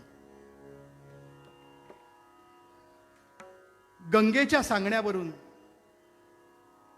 दत्त परंपरेमधले जनार्दन स्वामींसारखे गुरु त्यांना प्राप्त झाले. आणि यानंतरचा पुढचा काळ कृष्ण भक्तीनं नाथांचं चरित्र फुललं. देव कोणताही असो, आकाशातून पडलेला पाण्याचा थेंब शेवटी समुद्रालाच जाऊन मिळतो. या न्यायानं संतांच्या चरित्रामध्ये जो काही या नाम महात्म्याचा प्रभाव आहे, त्यामुळं संतांचं आयुष्य मोठं आनंदी झालं. त्यांना प्रत्यक्ष भगवंताचंही दर्शन घडलं. कसं? आख्यानामध्ये बघूया. श्राद्ध तिथीचा दिवस होता आणि सर्व तयारी झालेली. मला वाटतं एवढं म्हटल्यानंतर कथा कुठे जाणार आहे हे कीर्तनकारांना आणि जाणकारांना लगेच कळतं. मुंबईला कधी कथा असली, डोंबिवलीला विशेष करून, की तिथली महिला मंडळ एवढं हुशार आहे, बुवाचं पहिलं वाक्य आलं की त्यांना कळतं आख्यान काय आहे, साधारण कल कुठला आहे. नाथांच्या घरी श्राद्ध तिथीचा दिवस आहे. ब्रह्मवृंदांना निमंत्रण दिलेली आहेत. श्रद्धा असेल तर त्या श्राद्धाला किंमत. श्राद्धाचं महत्व फार आहे. पण मी फक्त कीर्तनाच्या हिशोबानं बोलणार आहे, त्यामुळं मी त्यातला फक्त काय म्हणतात सार काढून, एक्स्ट्रॅक्ट काढून आपल्यासमोर ठेवणार आहे. जिथे श्रद्धा आहे तिथे त्या श्राद्धाला किंमत आहे. आमची आजी नेहमी म्हणायची, म्हणजे आता आजीचं वाक्य म्हणून तुम्हाला सांगतो, की जित्या मिळेना अन्न आणि मेल्यावर करती पिंडदान. जिवंत असताना त्या आईची कोणी काळजी घेत नाही आणि मेल्यावर पिंडदान करतात. काय शोकांतिक आहे नाही का? ज्या आईला वृद्धाश्रमात ढकलून द्यायचं आणि मग वर्ष श्राद्ध घालायचं, काही कामाचं नाही. पण जिथे श्रद्धा आहे तिथे त्या पितरांचे जरूर आशीर्वाद आपल्याला मिळतात आणि मिळतातच, यात जराही शंका बाळगायचं कारण नाही. म्हणून मी म्हटलं ना, शास्त्रामध्ये सुद्धा या मातृदेवो भव पितृदेवो भव हे पहिले देव सांगितले. बाकी तांब्या पितळ्याचे देव नंतर, म्हणजे पूजेतले देव म्हणतो आम्ही, ते नंतरचे. या देवांना महत्व फार आहे. शास्त्राने तसे अनेक देव सांगितलेले आहेत. मातृदेवो भव, पितृदेवो भव, आचार्य देवो भव, अतिथी देवो भव. शास्त्रानं असे अनेक प्रकारचे देव सांगितलेले आहेत. पण यात सर्वात महत्वाचा देव आहे मातृदेवो भव, पितृदेवो भव. अशा श्राद्ध तिथीचा दिवस नाथांच्या घरी ब्राह्मणांना निमंत्रण दिलंय. साधारणतः हा कार्यक्रम दुपारी 12च्या नंतर, म्हणजे अपराह्न काळी ती तिथी असेल तेव्हाच केला जातो. सकाळी तिथी संपले 7 वाजता आणि श्राद्ध तिथी त्या दिवशी जमणार नाही, ती आदल्या दिवशी घ्यायला पाहिजे. म्हणजे हे भटजी सांगतात व्यवस्थित, ज्यांना माहिती आहे ते सांगतात. अपराह्न काळी म्हणजे 12च्या नंतर हा कार्यक्रम विधी सुरू होतो. साधारणतः अशी पद्धत आहे. अजून आपल्या कोकणात तरी निदान सगळं सांभाळलं जातं. बाकीचं मी काही बोलत नाही, म्हणजे माझा तो अधिकार नाही म्हणून बोलत नाही, माहिती बरंच आहे. किती मिनिटात होईल, हल्ली लोकांचाच प्रश्न असतो, किती मिनिटात आटपेल. श्रद्धेनं करताय ना, जरा सबुरीनं घ्या की. सगळ्या गोष्टीमध्ये माणसाला घाई. लक्षात घ्या, भजनाला आला तरी किती वाजता संपणार आहे, कीर्तनाला आला कितीला संपणार आहे, आधीच विचारतो. जेवायला बसलं तरी त्याला वेळ नाही. भजन भोजन घाई गडबडीत सगळं, काही कामाचं नाही. अतिशय प्रेमानं करायच्या गोष्टी आहेत या. माध्यान्ह काळ आणि स्नानाला जावं म्हणून गोदावरीकडे जायला निघाले. नाथांच्या घरापासून या गोदावरीचं अंतर साधारण अर्धा-पाऊण किलोमीटर आहे. उन्हाळ्यात गेलात तर खडखडाट. आता जायकवाडी धरण वरच्या बाजूला असल्या कारणाने थोडं पाणी नदीला असतं. पण स्नानाला जावं म्हणून नाथ निघाले आणि इतक्यात एका झाडाच्या मागून संवाद ऐकायला यायला लागला. काय संवाद होता? आज नाथाच्या घरी काही विशेष दिसतंय, पण आपल्याला दावत नाही, मग आपण कशाला जायचं? बायको नवऱ्याला समजवते, आपल्याला दावत नाही मग कशाला जायचं? आणि यातला आपल्याला काही मिळणार नाही, ते बामणांसाठी आहे सगळे. त्या झाडाच्या मागून ऐकायला येत होते. ऐसा संवाद उभयता ते, तो ऐकिला श्री एकनाथे. नाथांनी हे शब्द ऐकले मात्र आणि झर झर झर धावत सुटलेत आणि त्यांचे हात धरले, त्यांना निमंत्रण केलंय, हात जोडले. विनवोनी तयाती ग्रहा भोजना आणिले.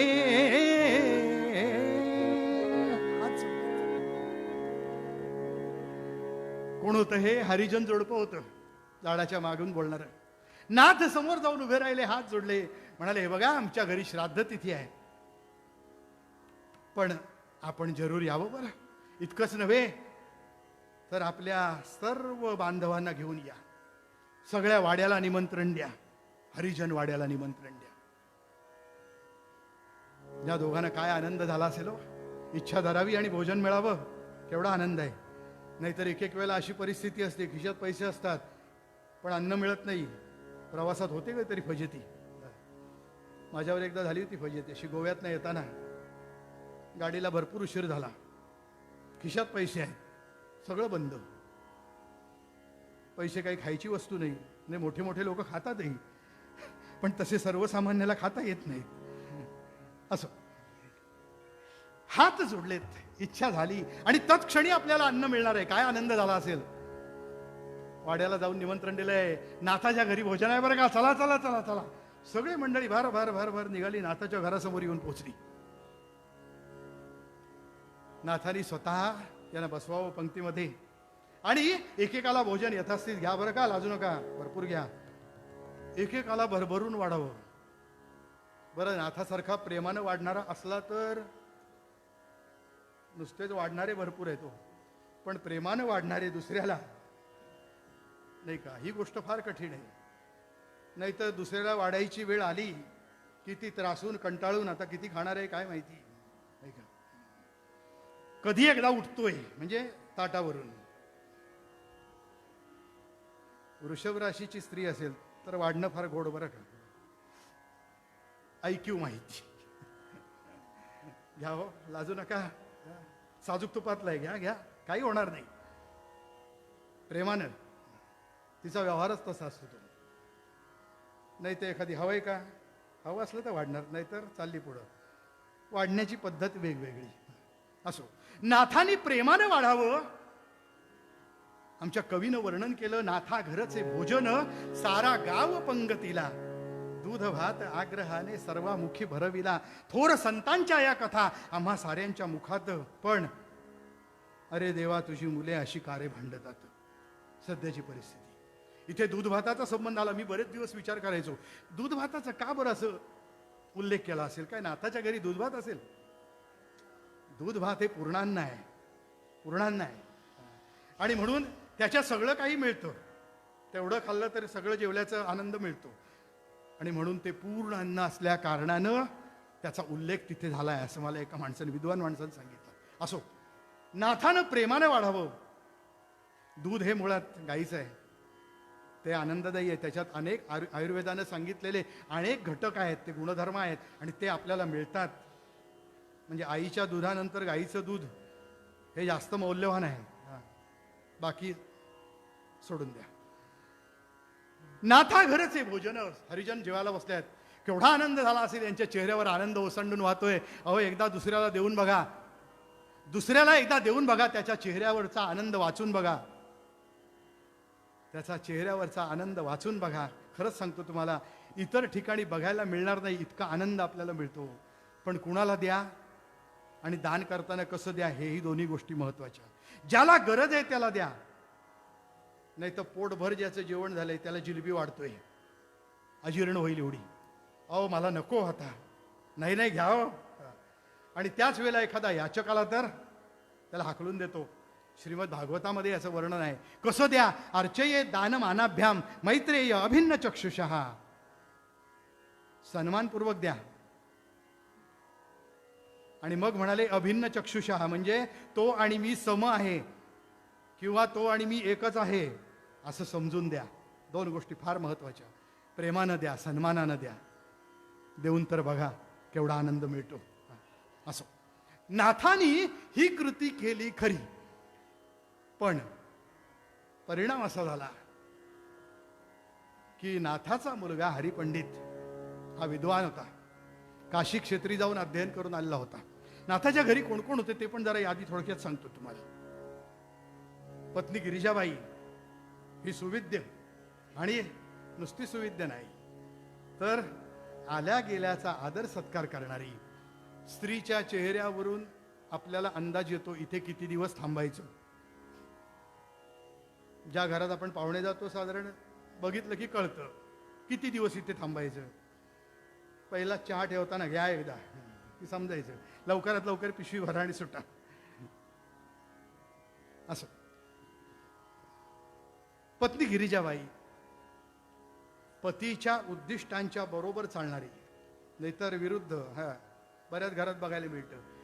बुवा लोकांना बोलावतात काही काही ठिकाणी, बुवा आमच्याकडे या बरं का. अहो, पुरुष बिचारा साधा असतो, घरी गेला सगळेच असतात असं नाही म्हणत मी, पण आम्हाला बोलवायला बरेच वेळा पुरुष येतात. बुवा उद्या आमच्या घरी या बरं का. आता घरी गेल्यावर कळतं काय चाललंय ते. काय सांगू तुम्हाला, अनेक गमती जमती आहेत. मला एक रस्ते 60-70 वर्षाचे भेटायला आले. मला म्हणले बुवा आमच्या घरामध्ये अजिबात भांडण नाही. म्हटलं मला फॉर्म्युला तरी सांगा काय, तो अप्लाय तरी करीन घरामध्ये केव्हा तरी. ते म्हटले उद्या या, मग सांगतो. अहो मी त्यांच्या घरी पोहोचलो. काय गंमत, बाई आतून कडाडायला सुरुवात केली. म्हणजे काय, त्या बुवाला बोलावलं खायला इथं, आणि घरात काय आहे की नाही याचा विचार नाही, काय नाही. आणि बाहेरून ऑर्डर सोडतायत म्हणे शिरा करा. नवऱ्यानं बाहेरून ऑर्डर सोडली, अहो शिरा करा बुवा आलेत. आतून कडा कडा कडा वाक्य येईल. तो बिचारा शांतपणे उठला, आतमध्ये गेला. बाईने एक पिशवी हातात ठेवली, पैसे हातात ठेवले. काही सगळं महिलांच्याच ताब्यात असतं बरं का बऱ्याच वेळा. पाकिट आलं की बिचारी हातात घ्यायचं, चला आता राहतील तेवढेच देत जायचं. पिशवी दिली, पैसे दिले, यादी दिली, आणि नवरा जायला दाराच्या बाहेर पडणार इतकी बाई पुन्हा आतना कडाडल्या. का हो म्हणे एवढे वर्ष संसार केला, काही अक्कल नावाची गोष्ट आहे की नाही तुम्हाला. म्हटलं काय झालं आता. परत लक्ष दिलं. ते म्हणे या इकडं. तुम्हाला काय वाटलं माझ्याकडे 1 किलोभर रवा नसेल घरामध्ये, अर्धा किलो साखर नसेल, सगळं घरामध्ये आहे, तुमची परीक्षा बघत आहे, या इकडं. बिचारानं परत पिशवी खाली ठेवली, पैसे ठेवले, पुन्हा जागेवर येऊन बसला. चेहऱ्यावर काही भाव नाही. मला कळून चुकलं काय फॉर्म्युला आहे तो. शांत राहायचं नाही. मग त्यांनी मला कीर्तनातला सिद्धांत सांगितलं बरं का. असं नाही, सिद्धांताशिवाय ते वागत नव्हते. ते म्हणाले तुम्हीच कीर्तनातून सांगताना अतृणे पतितो वन्ही, म्हणजे जिथे गवत नाही अशा ठिकाणी जर अग्नी पडला तर स्वयमेव शांत होतो. कळलं का सिद्धांत म्हणले. म्हटलं सगळ्यांना कळला. फॉर्म्युला वापरून बघा घरामध्ये. असो, पुढे जाऊया. नाथांच्या घरामध्ये आनंद आहे, आणि याहीपेक्षा आनंद असा आहे की प्रत्यक्ष द्वारकाधीश भगवंत नाथाच्या घरी राहायला आले. किती वर्ष सेवा करावी सांगतो तुम्हाला. नाथाच्या घरी एकूण त्यांनी 36 वर्ष सेवा केली. मी पण 12 वर्ष सांगत होतो आत्तापर्यंत, म्हणजे एक 4-5 वर्षापर्यंत. पण कोल्हापूरला वठारकर नावाचे मित्र आहेत आमचे, ते नाथांच्या परंपरेतले आहेत. त्यांनी मला एक पोथी वाचायला दिली. मला म्हटले नाथाच्या घरी श्रीखंडा रूपाने 12 वर्ष होते. त्याआधी नाथांच्या कीर्तनाला मृदुंग वाजवण्याचं काम भगवंतानी केलेलं आहे, तालरक्षक म्हणून. त्या काळात काही पेटी नव्हती, आणि तसं पेटी अपूर्ण वाद्य आहे. मृदुंग वाजवण्याचं काम भगवंतानी केलेलं आहे. आणि मग मला लक्षात आलं की कीर्तनात सुद्धा बुक्का पहिला इकडे लावला जातो. तो या कारणानं की हा भगवंताचं स्वरूप आहे. नाद ब्रह्म ते त्यांच्या हातातून बाहेर पडतं. हे नसेल तर काही नाही, हे नसलं तरी चालतं, लक्षात घ्या. पण नाद, ताल महत्वाचा आहे, आणि त्यातूनही स्वर मिळतोच की. बघा दोन्ही एकत्र आहे नाही का. त्याच्यातही सा लागलेला कळतो, लागलाय का नाही तेही कळतं, तबला लागलाय की नाही ते कळतं. असो, मुद्द्याचं सांगायचं असं की नाद ब्रह्मरक्षक प्रत्यक्ष भगवंत आहे, म्हणून भगवंताचं स्वरूप त्याचे पूजन आहे. जरी नारदाची गादी असली तरी पहिलं पूजन इकडे आहे, म्हणून कीर्तनकारांनी ती परंपरा पुढे ठेवलेली आहे. चालू, पुढे जाऊया. नाथाच्या घरी प्रत्यक्ष भगवंत आहेत, ज्यांनी मृदुंग वाजवायचे काम केलंय. नाथाच्या घरची लहान मोठी कामं केली, नाथाला कष्ट होऊ नये अशी कामं केली, आणि असे श्रीखंड्या रूपाने भगवंताच्या घरात राहत आहेत. जाऊया पुढं. नाही, इथेच बरंच कीर्तन आहे अजून मध्ये, पण आता सांगत बसत नाही, काटा पुढं होतोय. 15 मिनिटं चालेल ना अजून.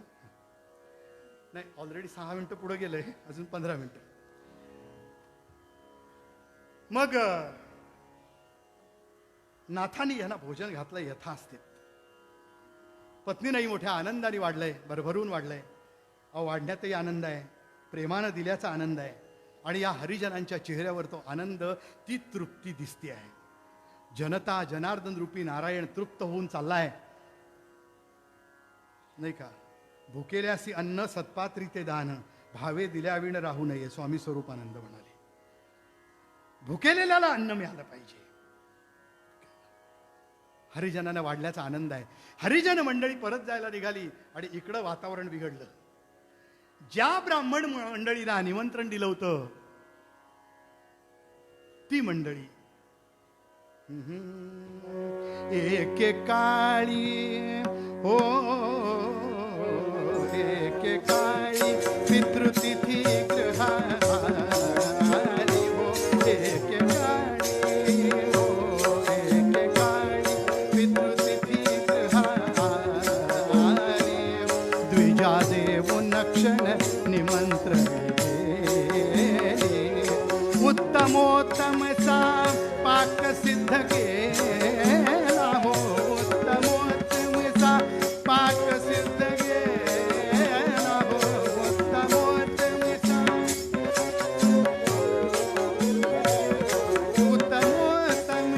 हो उत्तमोत्तम सा पाक सिद्ध केला हो उत्तमोत्तम सा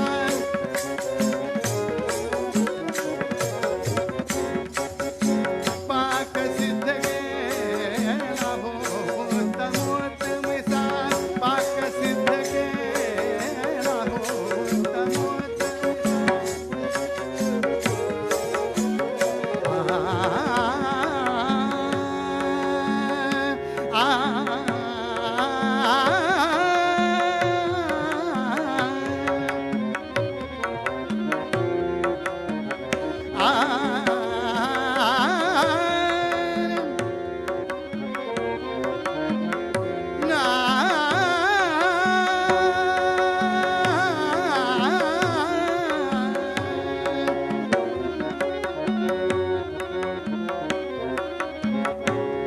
उत्तमोत्तम सा उत्तमोत्तम सा उत्तमोत्तम सा पाक सिद्ध केला हो उत्तमोत्तम सा पाक सिद्ध केला नाथ जाती सानास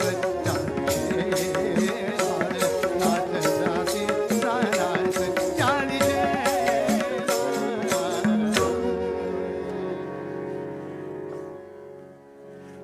इकडे नाथाच्या घरी श्राद्ध तिथीची तयारी होते आहे, पण घरातलं वातावरण बिघडलं.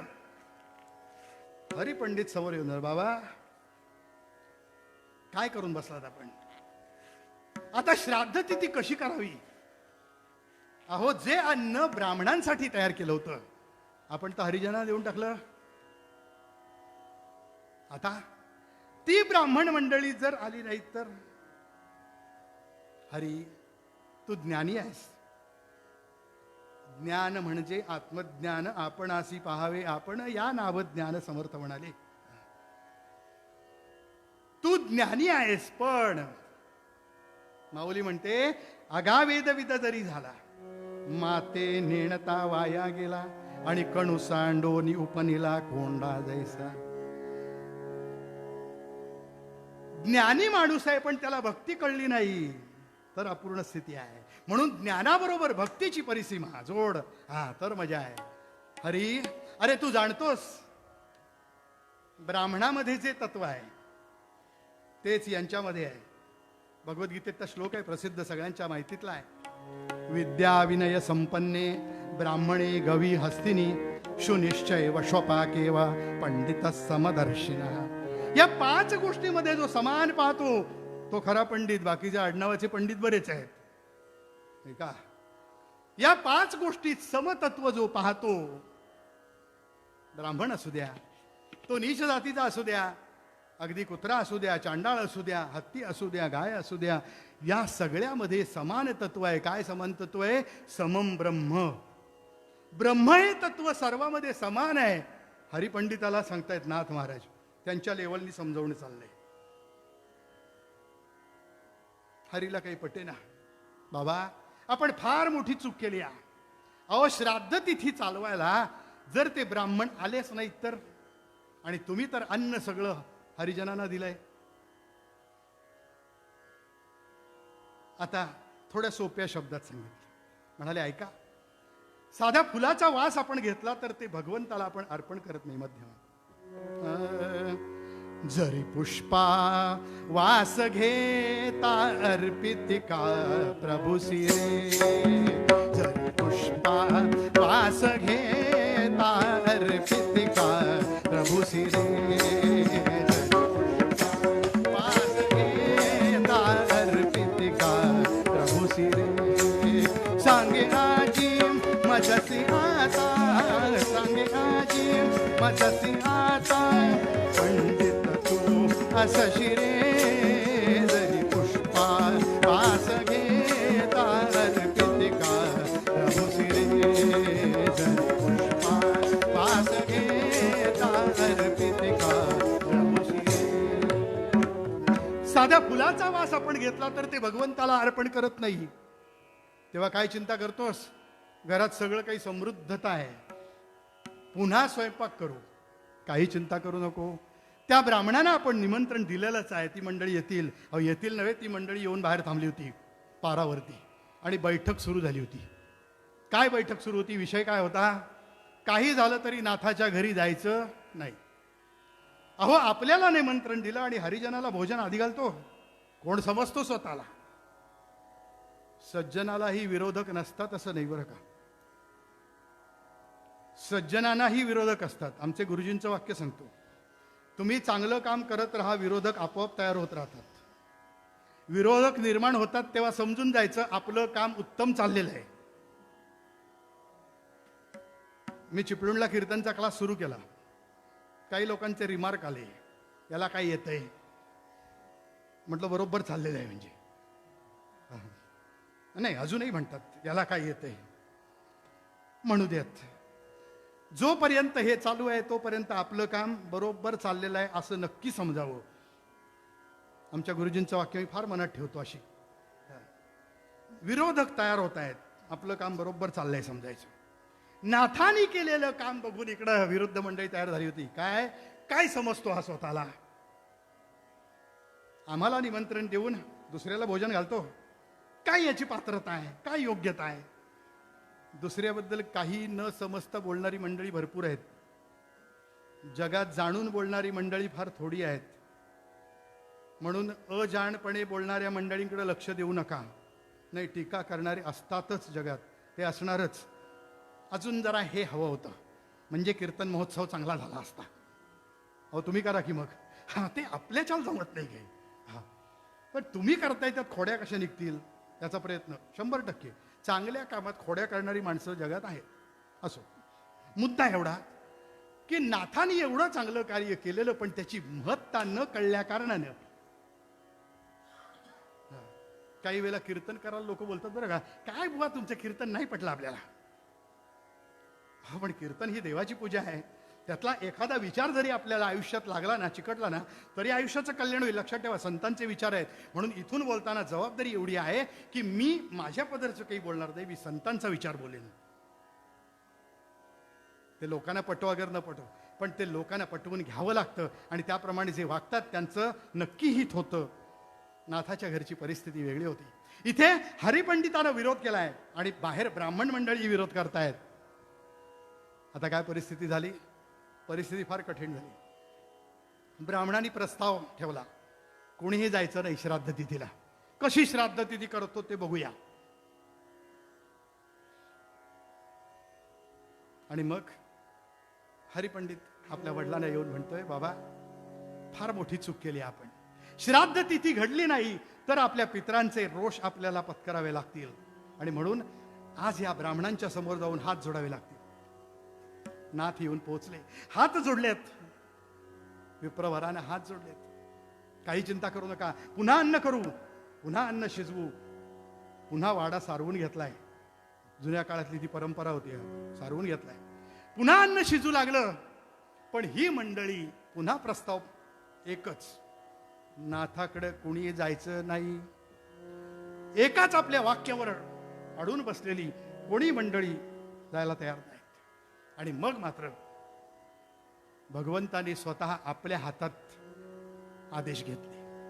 आता मी पाहतो म्हणाले, माझ्याशिवाय काही होणार नाही. आणि मग क्षणाचाही विलंब न लावता दारात उभे राहिलेत आणि श्राद्ध तिथीसाठी हे जे बाहेर मंडळी बसली आहेत यांची पित्र क्षणार्धात निमंत्रित केली. भगवंताला काय अशक्य आहे. आणि त्या पित्रांनी येऊन श्राद्ध तिथी आतमध्ये सुरू केली. मंत्रांचे उच्चार ऐकू येऊ लागले आणि मग बाहेर हिशोब सुरू झाले. कोणी आपल्यातलं फुटला तर नाही ना, आपल्यामधला कोणी फुटला तर नाही ना मागच्या दाराने जाऊन. हल्ली हे बॅकडोअर एंट्रीचं प्रकरण वाढलेलं आहे. आम्ही तुमच्या पक्षात आहोत दाखवतात नाही, अचानक कधी इकडचे तिकडे जातील काही समजायचं नाही. पुन्हा पुन्हा मोजणी झाली. आमची संख्या बरोबर आहे ना, आमचे 105च आहेत ना, 44च आहेत ना, तपासून बघितले. आपल्या आपल्या ठिकाणी सगळं तपासून बघितलं. पण सगळी मंडळी तर जाग्यावर आहेत आणि आतून मात्र श्राद्ध तिथी चालू झाल्याचा आवाज ऐकू येऊ लागला. मंडळी जरा जरा दाराकडे सरकायला लागली. इतक्या श्रीखंड्या काठी घेऊन पुढं उभा राहिला. हो वडला मागं व्हायचं. ब्राह्मण मंडळी काठीला घाबरतात बरं का. झर झर झर मागं झाली आणि त्यात भगवंताने लावली काठी आहे. त्या काठीचा नादच काही वेगळा होता. ब्राह्मण मंडळी मागं झाली पण आतले आवाज ओळखले. एका वृद्धाने सांगितलं, अरे हा तुझ्या बापाचा आवाज बरं का, तुझ्या आजोबाचा आवाज ओळखले. लक्षात आलं की आपल्यामधला कोणी फुटलेला नाही, प्रत्यक्ष पित्र यांची येऊन आतमध्ये बसलेत, श्राद्ध तिथी चालवत आहे. श्रोते हो, इतक्यामध्ये एक लाल वेशामधला यती वेशामधला ग्रहस्थ झर झर झर चालला होता. भगवी वस्त्र परिधान केले, छाटी घातलेली आहे, काठी कमंडलू आहे आणि 4 कुत्री पुढे धावतायत. लाल वेशामधला, मलंग वेशामधला, लाल नयन और जटा धूसरा, लाल नयन और जटा धूसरा, लाल नयन और जटा धूसरा, लाल नयन और जटा धूसरा, अंग विभूत लगाई लगाई, लाल नयन और जटा धूसरा, लाल नयन और जटा,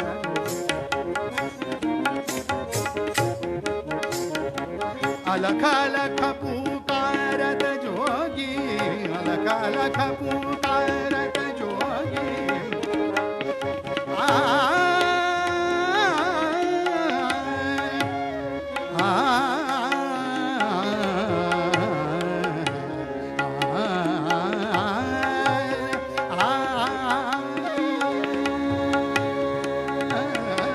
अलख अलख पुकारत जोगी, नाथ सदन को आए आए, लाल नयन और जटा धूसरा, लाल नयन और लाल नयन और लाल नयन और जटा धूसरा.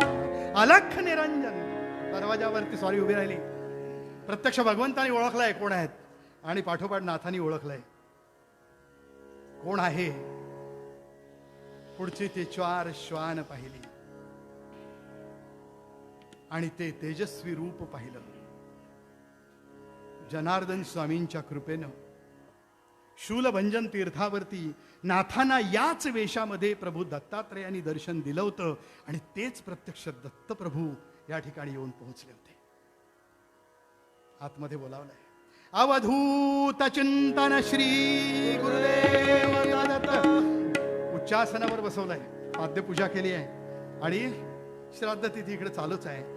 ह्या मलंगानं नाथांकडे पाहिलं. नाथा, एकच मागणी आहे की हे जे पिंडदान करशील ना ते माझ्या हातावर कर, जेणे तुला पूर्ण फळप्राप्ती होईल.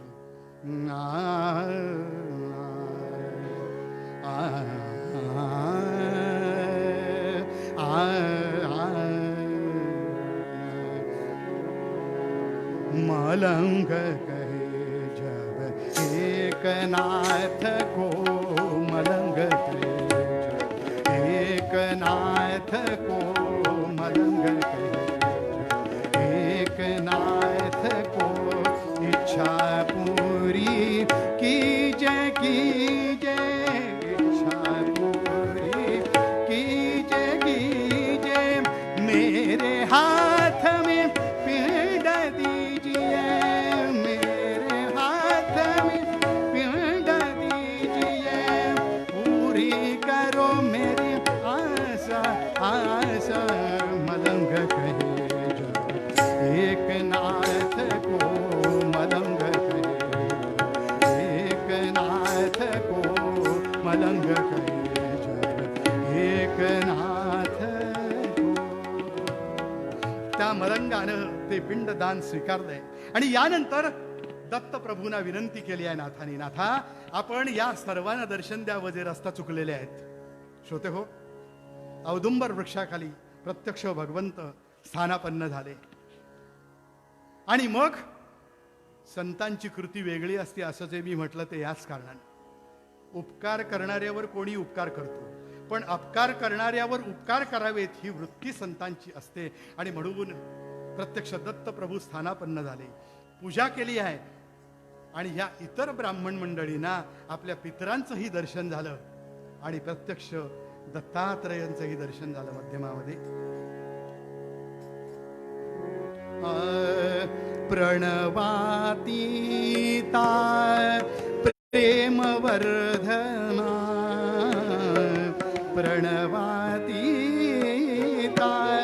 प्रेमवर्धना प्रकाशमूर्ते शरण तुला मी प्रकाशमूर्ते शरण तुला.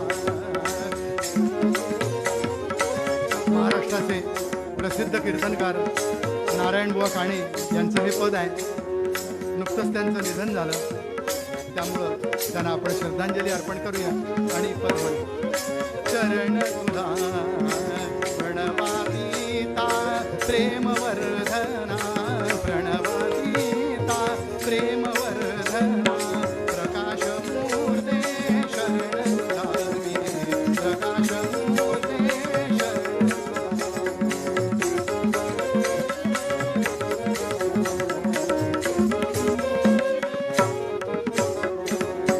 तू आई मी तुझे लेकरू दत्ता मज तू दूर नको करू दत्ता मज तू दूर नको करू. सेवेतुनिया उजळो सुंदर सेवेतुनिया उजळो सुंदर विशाल भक्ती म्हणा प्रकाशमूर्ते शरण तुला मी प्रकाशमूर्ते शरण तुला.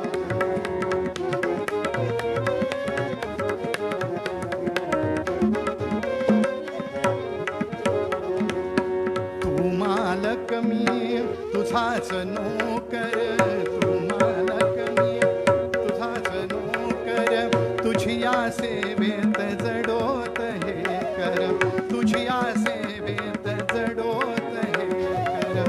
दत्त दिगंबर नामी निरंतर दत्त दिगंबर नामी निरंतर दत्त दिगंबर नामी निरंतर दत्त दिगंबर नामी निरंतर नारायण रंगला प्रकाशमूर्ते शरण तुला मी प्रकाशमूर्ते शरण तुला मी प्रकाशमूर्ते शरण तुला. अवधूत चिंतन श्री गुरुदेव दत्त. नाथांना ही जी भक्ती साधली, समाजामध्ये असलेल्या नारायण रूपी भगवंताची सेवा केली, मुखानं भगवंताचं नाम नित्य ठेवलं, ते नाम करत असता घेत असताना आपली प्रत्येक कृती अत्यंत प्रेमानं केली. म्हणून नाथांसारखा योगी सुद्धा वर्णन करतो की नाम घ्या, तुमच्या सगळ्या चिंता तो दूर करणार आहे. आणि म्हणून त्या चिंतनात राहा, त्या चिंतनात राहिलात की तुम्हाला आनंद नक्की प्राप्त होणार आहे. कारण भगवंत हे आनंदाचंच एक स्वरूप आहे. त्याच्या नामाने कुणाला त्रास झाला असं कधी घडलेलं नाही. त्याचं नामधारक जो आहे त्याच्या नामधारकाचा उद्धार नक्की ठरलेला आहे मूळ पद्यामध्ये. म्हणूनच नाथ महाराज म्हणाले, आवडीने भावे हरिनाम घेसी तुझी चिंता त्यासी सर्व आहे. दापोलीच्या या कीर्तनप्रेमी मंडळानं हा जो अधिक मासानिमित्त 33 कीर्तनाचा किंवा 34 कीर्तनाचा संकल्प केला आहे तो उत्तम प्रकारे पार पडावा अशी शुभेच्छा त्यांना देतो. साधारण मध्यावर आपण येऊन पोहोचलो आहोत. अनेक साथीदार अनेक कीर्तनकार येऊन कीर्तनं करतायत आणि त्या योगे फेसबुकच्या माध्यमातून ही कीर्तनं चालू आहेत. सर्वांच्या सेवा चालू आहेत. आज या ठिकाणी भालचंद्र बाळ, सुशील गद्रे आणि श्रीयुत प्रसन्न जोशी अशा साथीदारांसह इथे कीर्तन करायला मिळालं. मुळात दापोलीत येणं मला आनंददायी. त्यात दुग्ध शर्करा योग म्हणजे मित्राच्या घरामध्ये यायला मिळालं.